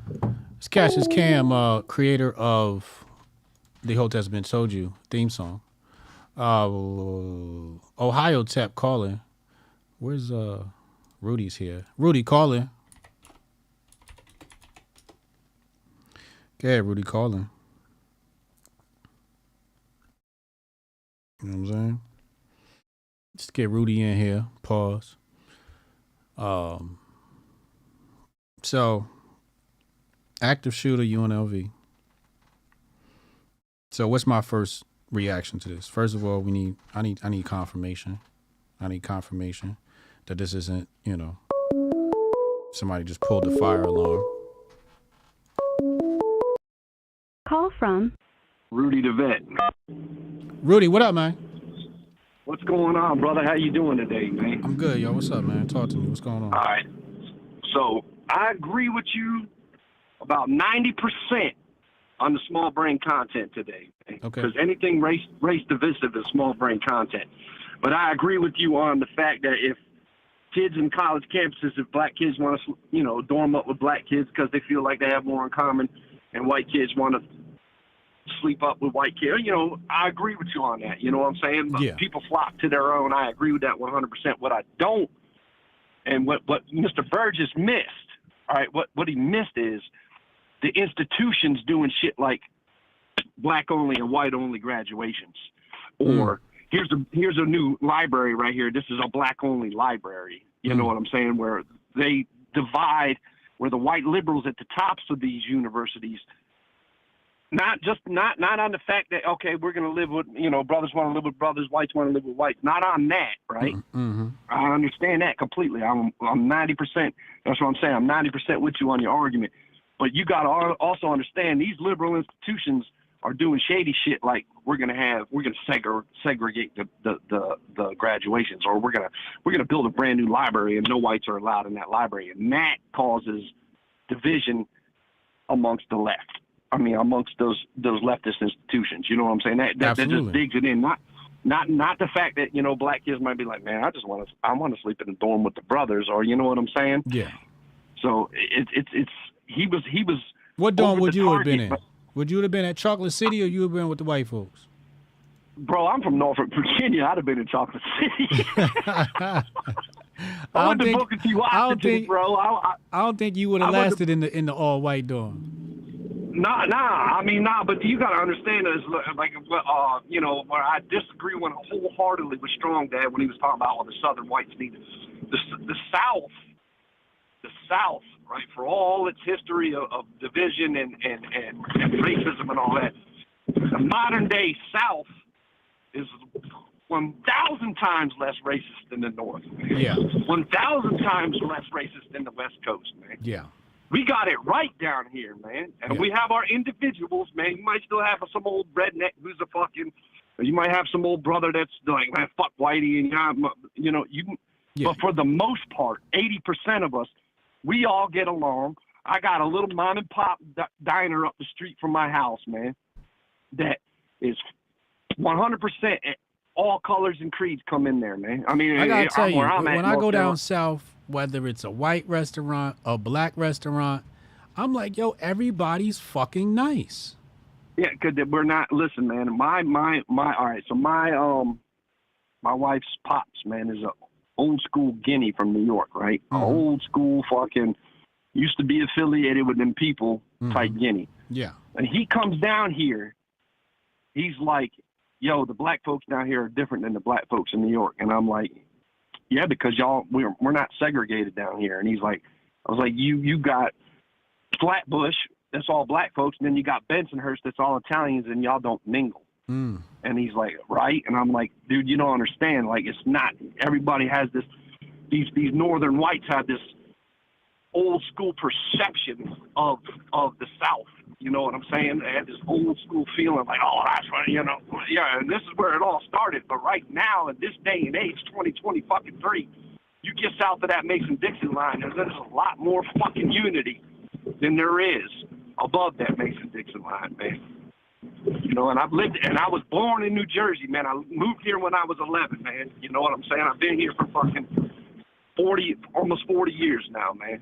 And I'm telling you, man, we got it right down here, man. You have your individuals that you'll bump into that hate, you know, because everybody, it's not a monolith, you know what I'm saying? You're always going to find one white guy that hates blacks or one black guy that hates whites. But for the most part, 80% of us, we just want to live our fucking lives, and we don't look at skin color no more down here, man. Right. We don't look at skin color down here no more. But that's the small brain content. The large brain content I wanted to bring up today is, did you see what the fucking senator from Illinois said on the fucking floor yesterday, man? What'd he say? That they can't meet the recruiting goals for the military, and it's time to start. And if they pass the physical exams to meet the recruiting goals with illegal immigrants, and if they do their 4 years and serve honorably, that will give them citizenship. Yeah, we talked about that. Yeah, that's wild. What you think about that? That is fucking insane, bro. And listen, I don't agree with Beanie Man on about 90% of his fucking bullshit, man, because dude still claims to be on the left when, if anything, he's a conservative. Whether he's grifting on the right or anything, but he's, man, absolutely right, man. You cannot take these people and fucking let them fucking run roughshod because, dude, they don't have any loyalty here. They were all here for the handouts, man. And look, I'm not saying all these. I'm not throwing these people in a monolith either. There's probably, but you got 10 million people who crossed the border in 3 fucking years, and now you got the fucking government talking about, yeah, let's let them in the military. You got J.B. Pritzker in Illinois talking about we need to pass legislation to let them be cops. Dude, they will turn on the American citizen in a heartbeat. Black, white, doesn't matter, dude. They will beat you the fuck down because it's their come up, dude. That is some fucking insane shit, man, that all of us, man, we need to stop with this small brain shit and dividing ourselves as black Americans, white Americans, and take a good fucking look at what their game plan is, man. And my last point, brother, I'm 100% with you that these fucking Republicans are so stupid because they are getting beat up with the Obama fucking theory, right? Yeah. Obama came in, and every fucking left-wing policy he wanted to fucking pass, if any fucking body questioned it from the right or any Republican questioned it, they threw the fucking term racist at you, and they shut people up with that, man, because they're so worried about being fucking called a racist. Right. If these Republicans were smart, they'd get chicks like Sonny Johnson to fucking go up there and fucking eviscerate these fucking black leftist women that they put up there that are getting, put Sonny up there and let her eviscerate. What are they going to call Sonny a racist? Right. You know what I'm saying? Get the right-wing black women up there, you know what I'm saying? Or the constitutional, I don't even say right-wing, I call Sonny a constitutional black woman up there. And unleash her on these fucking leftist fucking black women. But I do disagree a little bit because again, she's qualified on this argument only because she was forced into this shit by having some fucking dude put into the locker room with her, man. So I don't think she's the best representative, but she did have to deal with this shit firsthand. So, I'm kind of torn on that one. But if the Republicans were smart, man, there's plenty of fucking black women on Twitter, plenty of fucking black women that are active, that are constitutional or right-leaning black women that they can fucking throw up there because it's like that crazy bitch back in the day that was going at Holly, and I'll never forget. You were like, that's the first one. You were like, look, they're going to get the black women to push communism. They're going to get because it's the Obama tactic. Because if you say some slick shit to her, The mainstream media snatches it up, says racist, racist, racist, racist. So they shut down the conversation with that. So the only way to counter crazy ass black women, not just black women, is to put fucking constitutional hardline right women that are black and fucking let them eviscerate them. So they can't. You take that weapon out of their fucking. You take that weapon out of their quiver, dude. You take that arrow out of their fucking quiver, man. Right. You know what I mean?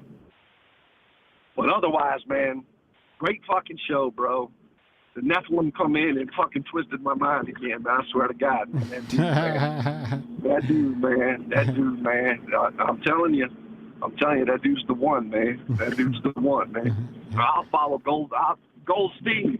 I'll get in the foxhole with you anytime, pause. Facts. But I get in that foxhole with you anytime, brother. You just say the fucking word, man.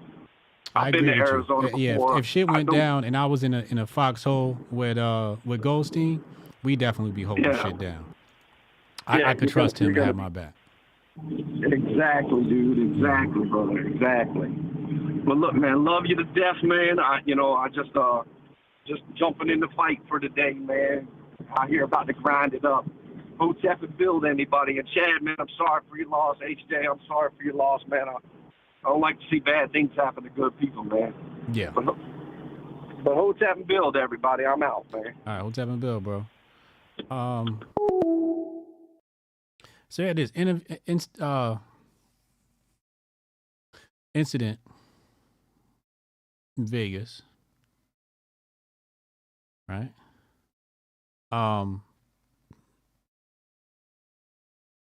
This guy said, "Didn't you say Super Bowl blah, blah, blah, was going to be in Vegas?" And this was when we were doing Hotep's Been Told You. And I was trying to triangulate the next false flag, or the next event, or the next incident.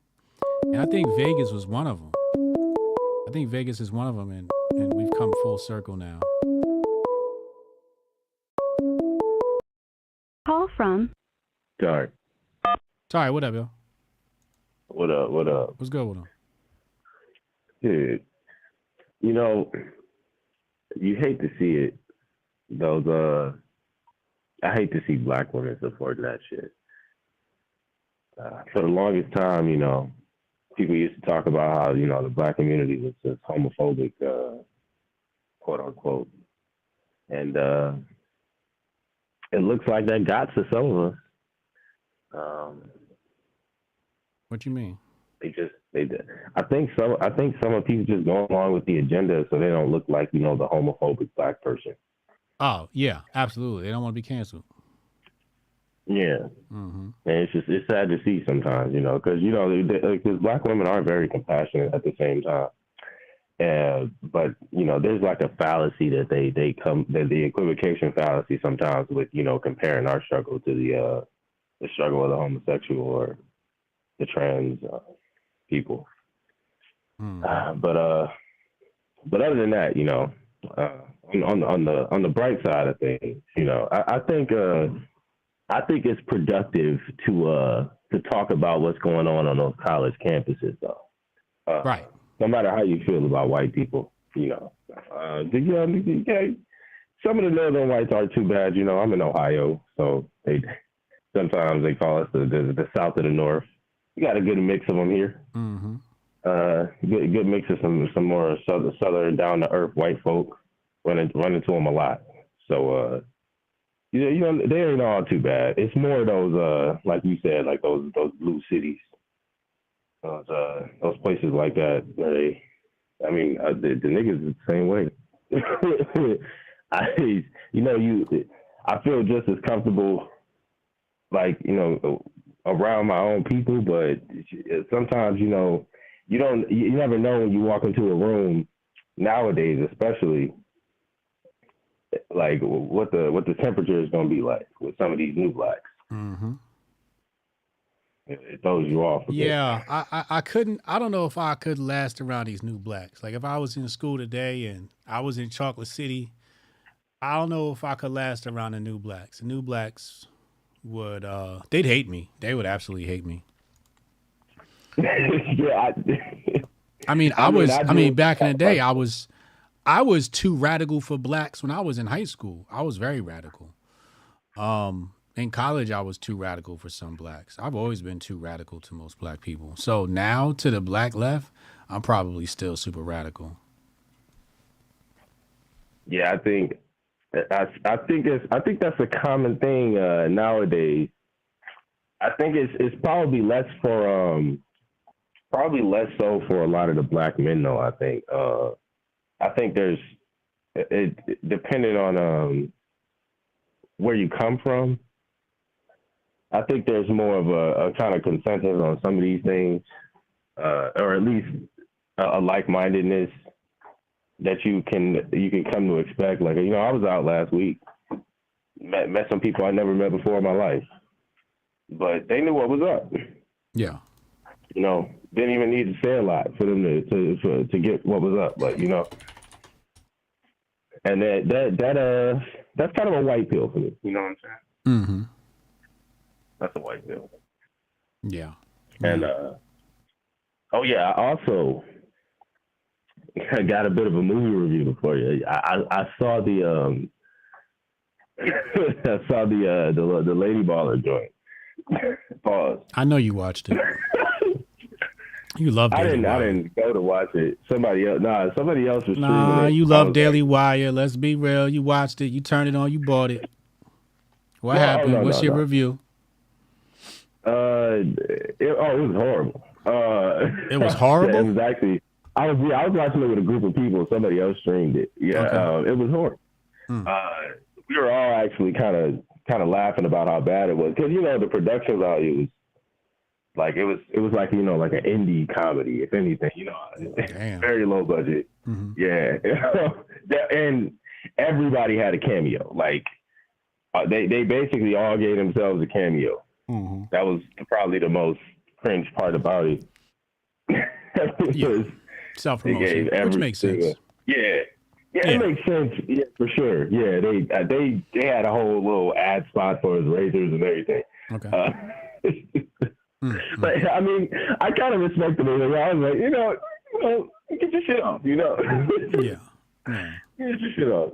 But thank you for telling me. Well, thank you for telling me something I already knew without watching it. But continue. I don't know if did you plan on watching it or not? No. Why would I watch a movie about gay people? I seen somebody online. They said that there's a movie on Netflix about Bad Rustin. They're like, "Oh, that movie was great." I'm like, "Damn, you watched that shit?" I'm not about to watch no shit about no gay man. Well, I accidentally watched a movie about a gay man. This was about him being an artist, a touring artist. I actually watched it. It was a great movie, but I just didn't care for the plot. Juwanna Mann, yeah, we watched Juwanna Mann. I was a kid when it came up. This shit was fucking funny. You know what I'm saying? But me too. Juwanna Mann was done, right? We did that already, and now y'all want to create the white version of Juwanna Mann, and then it was just gonna be an epic fail. I'm just tired of it. Yeah, I wanted to see ultimately what it ended up being, and I guess I'd say if like you were saying, they definitely could have went a way better route with it. They should have done exactly what you said, kind of made themselves the ones looking from the outside in. Yeah, and it's, to some degree they did.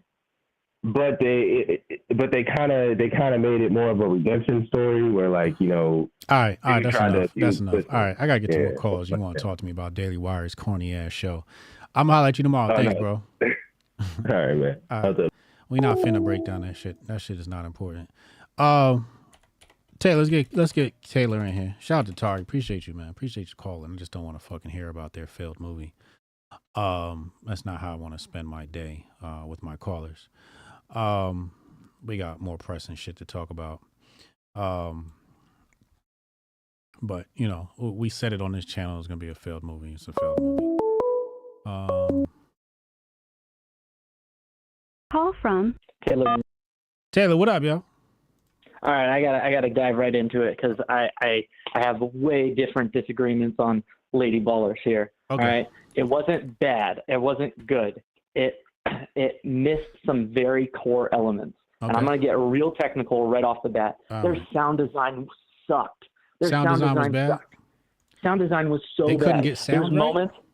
It's just no, it's not. It's like there's moments where like you need the music to swell up and you need the crowd volume to go down. That there's moments where you need the crowd volume there, and it's just like we're missing different points. So overall, I mean, sound design, like no one but me is coming out of a movie and going, wow, that sound design really needs work.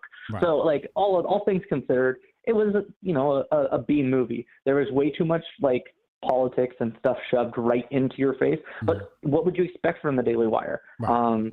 And so it wasn't bad at all. But there was just little core elements where it's like, I remember watching the very first shot and I was just like, why is the f-stop on that camera so shallow? Like, why is it such a crisp focus? That scene, it was a scene in the locker rooms and it was just stupid. It's like, you actually kind of need to see the lockers in the back for that particular scene. Like, that type of stuff. And it's just like, hats off to the Daily Wire for trying it. Hats off to the Daily Wire for doing it. I want to see this genre brought back to Hollywood by a whole bunch of other people. So I got to give them their props for doing it because it was a real comedy. It needs the politics taken out and it needs some of the technicals like touched up.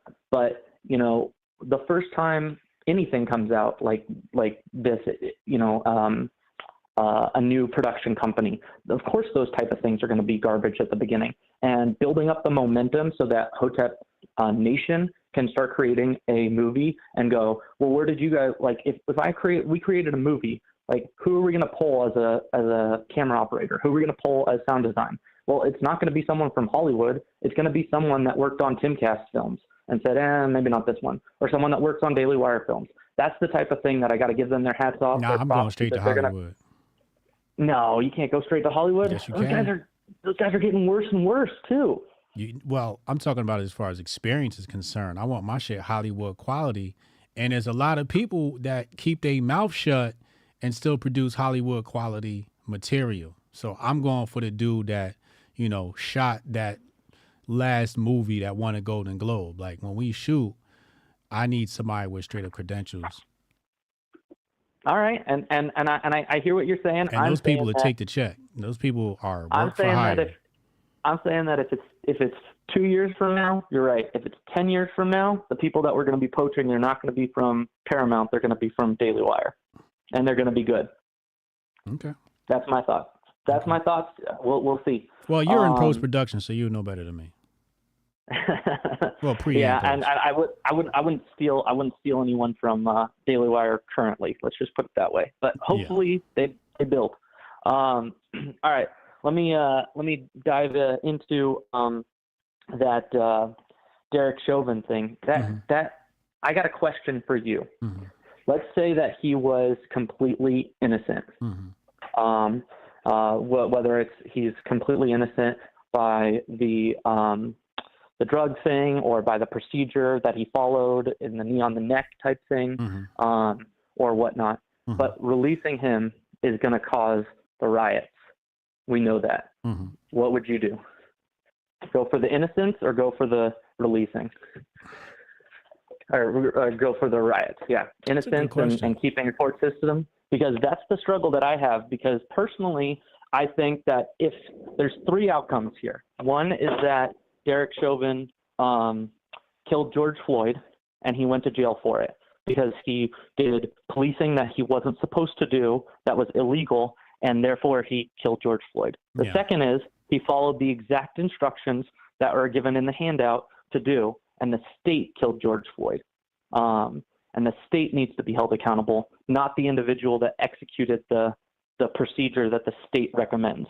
And the third is George Floyd did a fentanyl overdose, and he died, and he just happened to be there. It could be some combination of them, but only one of them, Derek Chauvin himself, is actually guilty. However, if he gets released, I just feel like there's going to be so many riots, but I can't stand a government like that's putting an innocent man away and letting him get stabbed and to knock him off.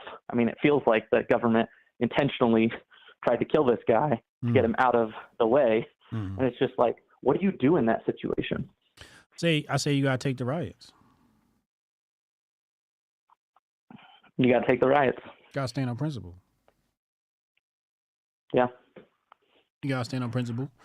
I think if you're going to have riots, or I would say rebellion, you could mousetrap it, right? You could lead the riots like the Pied Piper, right down the street.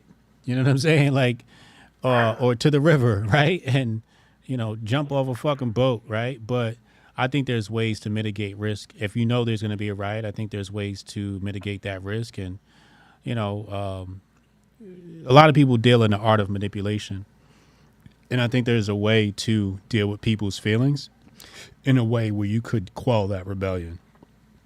I don't want to get into all the details here and now because we'd be here for hours talking about it. But yeah, that would be my decision. I would get my city ready for riots and let an innocent man go. Okay, that makes sense. Yeah. All right. Well, the last thing I'll bring up is the making the illegal immigrants soldiers and then citizens. Mm-hmm. Worst thing we could ever do. I see it coming. I saw it coming, and I think that's gonna be a thing. But I have a perspective on illegal immigrants that's probably a little bit different than most, and I kind of wanted to share that. I got this from observing, like I take my daughter to like fun little like bounce house places or whatnot. My daughter's 2, so she usually hangs out in the 5 and under sections. And doesn't matter what race you'll see there. If they're American, they respect the 5 and under places.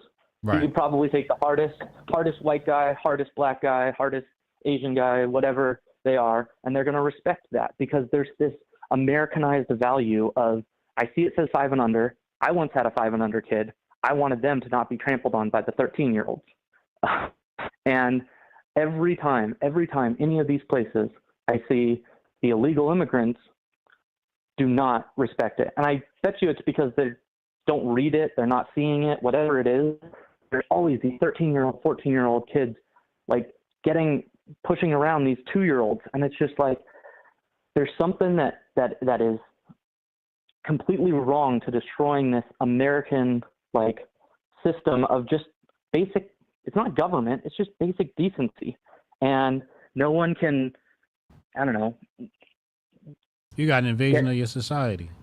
Yeah, your invasion of your society. And we got plenty of issues to deal with between the races and the cultures and all that stuff that needs to get ironed out before a whole new culture is brought in and subverting it. Right. It's just like, because that issue at the bounce house, that's not a black-white issue. That's not any other race issue. Everyone can see that one. It's it's when we get into other complicated issues. Why do we have to bring a destruction to our basic, simple things that we all agree upon when bringing in another culture that doesn't quite understand it? It grinds my gears. Mm-hmm. Wait. Yeah. Hold on. Oh, okay. No, I definitely feel you. I think Mo Fax is trying to call in. All right. Well, I was about to hop off. So. Hey, man, appreciate the call. Great words, bro. Absolutely, and my condolences to you and to Cassius Cam and to anyone suffering in the Hotep Nation, and just Merry Christmas, Happy New Year to everyone. Hey, man, I appreciate you, and my condolences to you for having to watch the Daily Wire film. All right. All right, later, yo, Mo, what's your Oh, that's Mo. Hold on.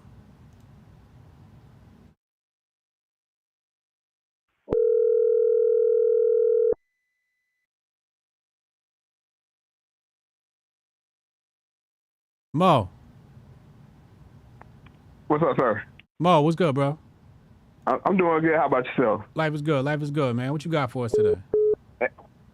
I wanted to touch on the RFK thing before we talk about today's topics. Okay. That's cool. Yeah.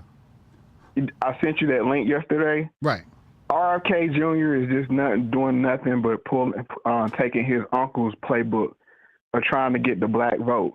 Okay. For people that may not know, when King was popular at the time, the Democrat didn't have a strong hold on the black vote, and that was one of the things that shifted the paradigm, because MLK was locked up, and his father called both presidential campaigns and said, "Can you get my son out of jail?" And JFK moved faster than Nixon did, and they said, and then he threw the whole black Southern Christian muscle behind JFK, and that's what put him over the top.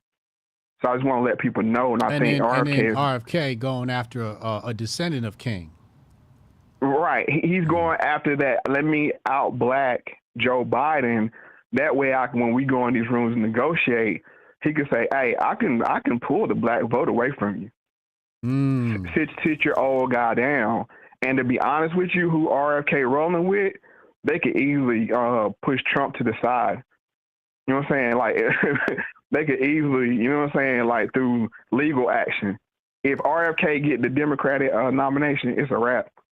So you're saying there's a strong possibility he'll say, "Look, I got the black vote on lock. Democrats, you got to let me in." Exactly. The same way, like I said, the same way that JFK did against Nixon by, you're saying, leveraging the black vote. And look, and Nixon still got 30% of the black vote, similar to what Trump would get now. But you see what I'm saying? There, I would like to point people to the 3 pictures that hang on the wall, and not now, but previously in black homes. It was white Jesus, JFK, and MLK. The Kennedy thing is still there. He's scratching at that, you know, what's the word I'm looking for? Nostalgia. You know what I'm saying? Like, we've always been down with the blacks. So he keep an eye on RFK. He's doing. He got to do something with that voice though. He got to get like an AI voice, you know what I'm saying, changer or something similar to how Fetterman had. He need to get something like that because that voice is killing him. That voice is destroying his chances. It seriously is. Now, moving forward to the George Floyd situation. Why do conservatives keep being Wile E. Coyote? Leave the Derek Chauvin thing alone. To after election, at least. I mean, are you trying to win? Are you trying to win the argument here? They not. See, I want people to let people know I am a political atheist.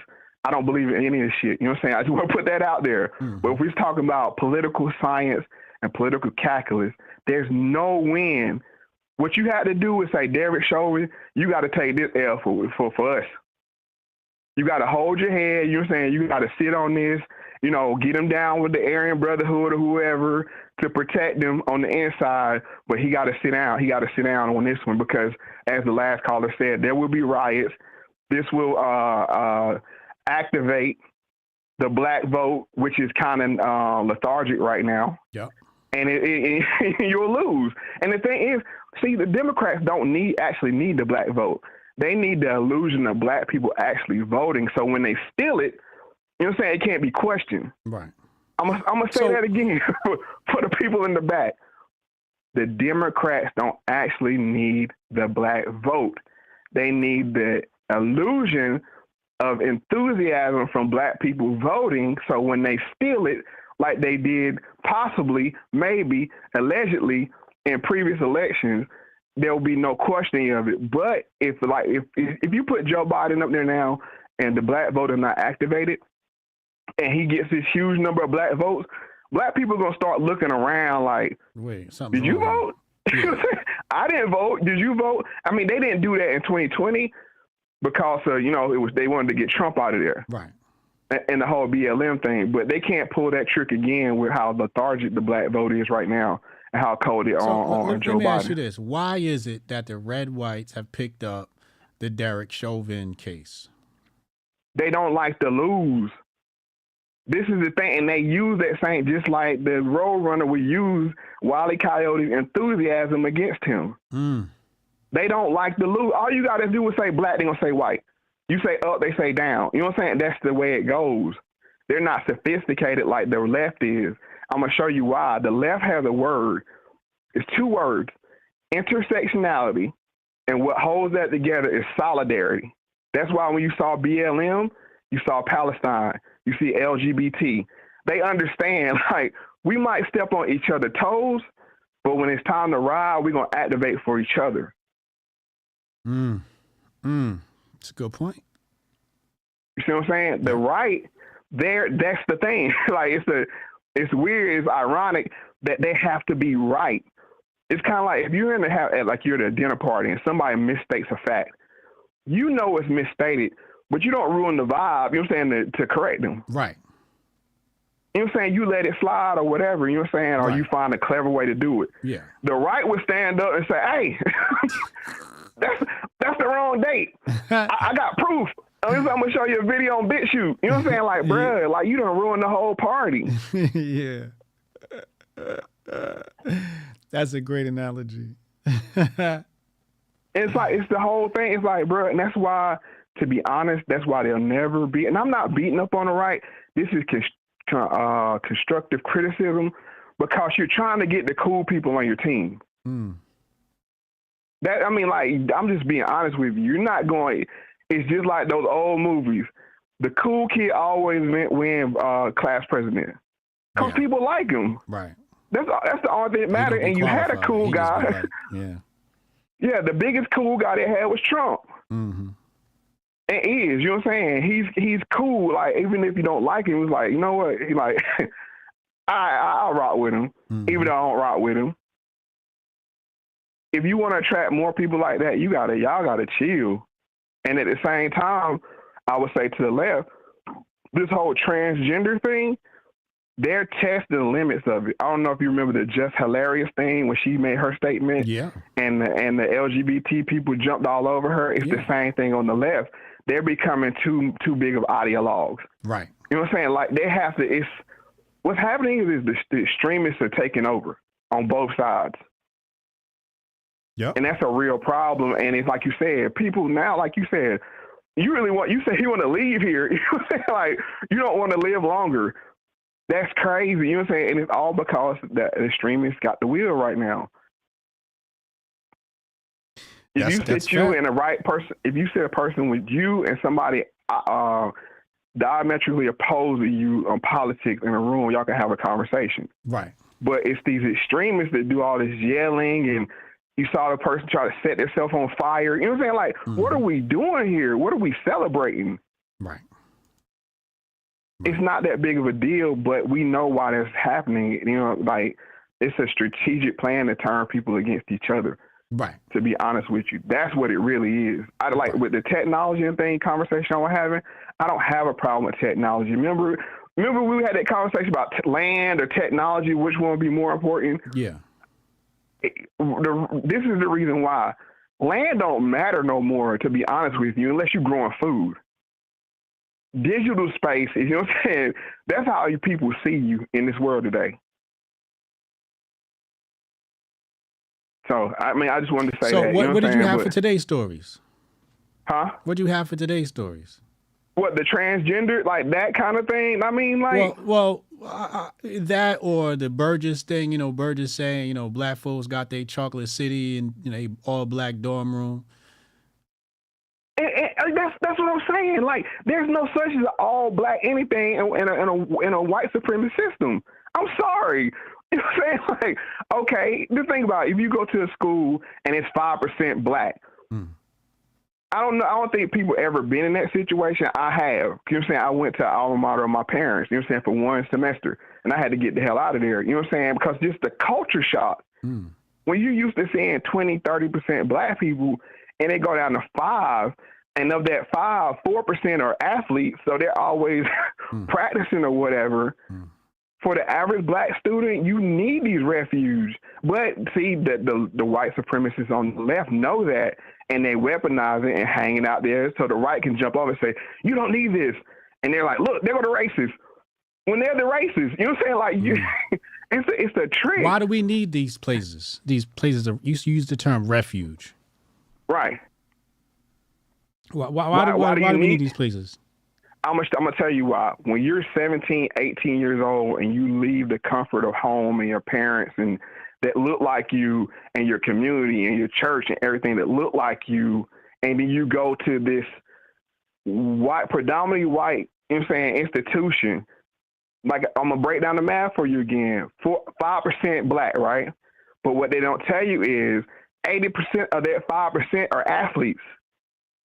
Right. So they're in their own little world. Right. You know, going to 2 days, practice, traveling with the team, total different track. So now you got that 1/5 left that they might see a black person every other day. Mm. It's the culture shock. It's literally a culture shock. Mm. This is why these people are so easily indoctrinated into the left-leaning ideologies, because it's kind of like Remy on higher learning. Hey, you don't got no group to be in? Be in our group. You know what I'm saying? It's that, but just in reverse. Right. Right. And then here comes the solidarity.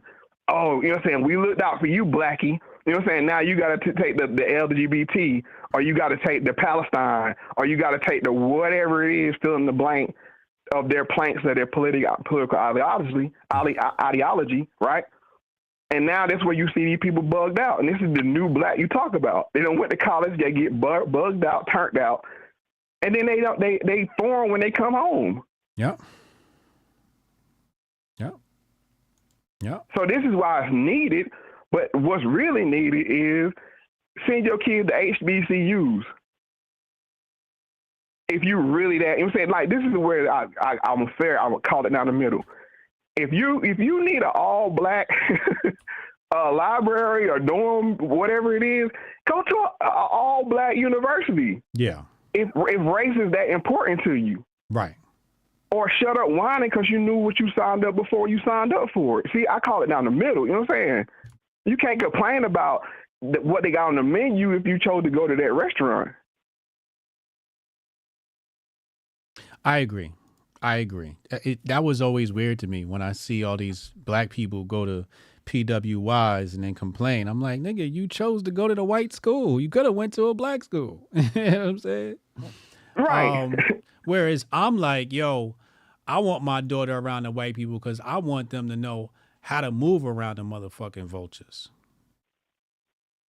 I want her to experience that shit. So when she go into the real world, they know how passive aggressive and backstabbing these motherfuckers really is. But the thing is they won't get that in college because the college is liberal. So they still gonna, you know, you have your my daughter's enclave. getting it now. She's at a liberal college and she's getting that treatment now. She's starting to see that and learning how to deal with that. Which you need the adversity, but I'm just saying, if culture is that important to you, then you might as well go you to need your own. Right. If you need your own, then have your own. But you know what? They don't want that. They don't want what comes with it. The no heat like at Howard, or no water at Jackson State. Or you know what I'm saying? These things. That's what they want. The luxury of the PWI. Right. But they want these little islands of blackness inside of it. And for real, Hotep, I got to keep it real. I know I'm upset some people. A lot of the loud people in the room are biracial people. And colleges, when they really find out they're black, I'm just going to keep it 100 with you. Because if you're a half, you know what I'm saying, half a biracial person, you're raised by your white parent predominantly, and your culture is all, you're saying, white events and white family functions and everything like that, you kind of get accepted as being white. But when you go to that college where nobody don't know you, are you black? And that's a culture shock for them. I'm just keeping it real. You know what I'm saying? And a lot of people won't tell you this, but that's when that culture shock happens, because you're one of us, with us. But when you go away from home, you're seen as black, and that's why they go super duper radical. And look at the people now, like Sean King, we know he's not black. Right. And you know, I ain't gonna start no trouble. You know what I'm saying? I won't be good. You know what I'm saying? But that thing right there, when you go to these schools, they don't see you as, oh, you're biracial, or you're, you know what I'm saying, you're passing. No, you're black. Right. And I think that's a culture shock for these kids. Truth be told. Good points. Hey, man, I appreciate you calling in. More facts, y'all. All right, I'll holler at you. All right, Hotep and Bill. Shout out to Mo Facts calling in. Strong Dad wants to call in. I'm gonna let him double dip, and then I'm gonna get out of here. Y'all got me working overtime today and shit. Let's talk to Strong Dad, see what he got to say. So I'm gonna just take a guess here, and I'm gonna guess there's probably a whole bunch of Twitter spaces that just opened up about the UNLV thing. Let's take a look. Let's take a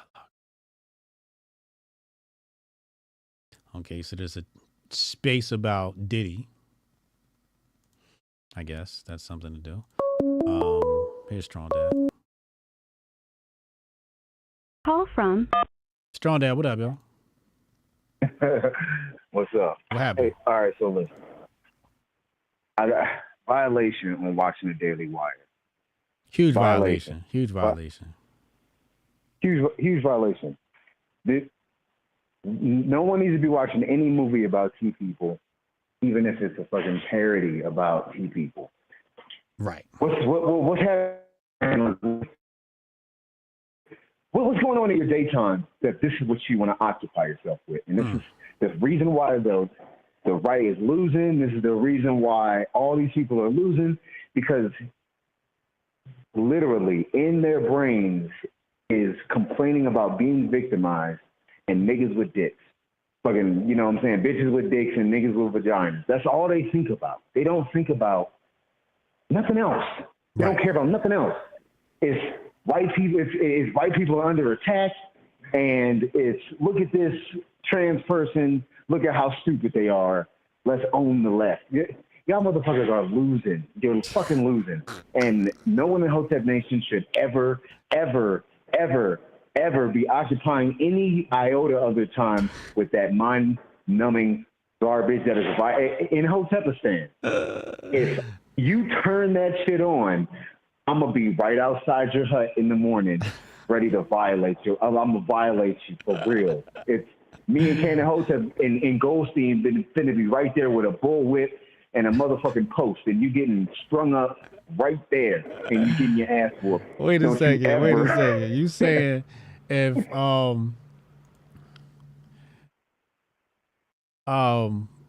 you're saying if somebody gets caught listening to Daily Wire, you're gonna be on their doorstep in the morning in Hotepistan. Period. Categorically, from the day that people heard of all of these people, nothing of use has been created from them. They have not given us a single thing of tangible use of any sort of utility since they have been established. All of that entire mechanism from Daily Wire all the way down to their extensions, none of them have produced anything. And as far as I'm concerned, if you are really about Hotep Nation and about building and about becoming Hotep, then the first thing you need to do is eliminate the most useless things from your life, and they are among the most useless things that you can consume on the internet outside of fight content. You don't need to be watching it. There's no excuse. I will be outside of your hut, and there will be a lot of explaining. You know, that no amount of Bitcoin, no amount of Syscoin is going to get you out of the ass whooping you will receive in Hotepistan. Right. That just had to be said. And then I forgot completely that Mexican mafia dude. That, first of all, I don't know anything about any of that. All that. Whenever I see stuff like that, I just assume it's fake. However, he didn't tell a lie. You know, them motherfuckers hate black people. They hate black people. Yeah. And not only do they hate black people, but all of this immigration.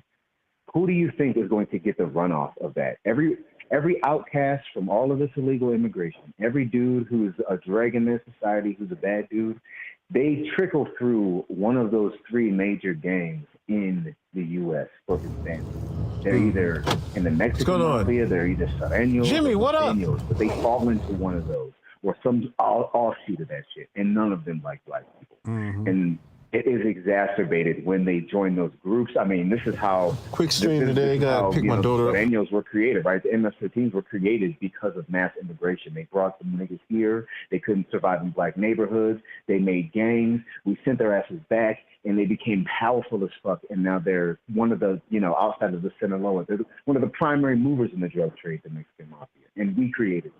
And that's only going to get worse with all of this shit that all of these crazy ass policies, all these sanctuary cities, all these niggas bleeding off from Chicago and the other places, they're going to trickle in, and those gangs are going to catch the niggas, and it's going to be fucking wild out here.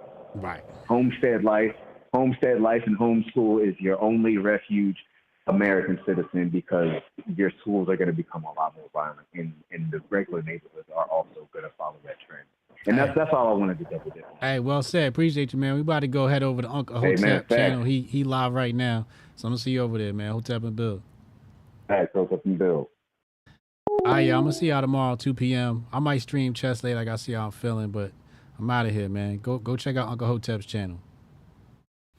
Yeah, I can try to get that handled for you. Again, it's only my second day, so if you can give me a second. How am I supposed to do this? How the hell are we supposed to do this by 5 o'clock? I have no clue. Is that possible? Hey, do you have the password to... How'd you finish all your work already? He's not tapped in.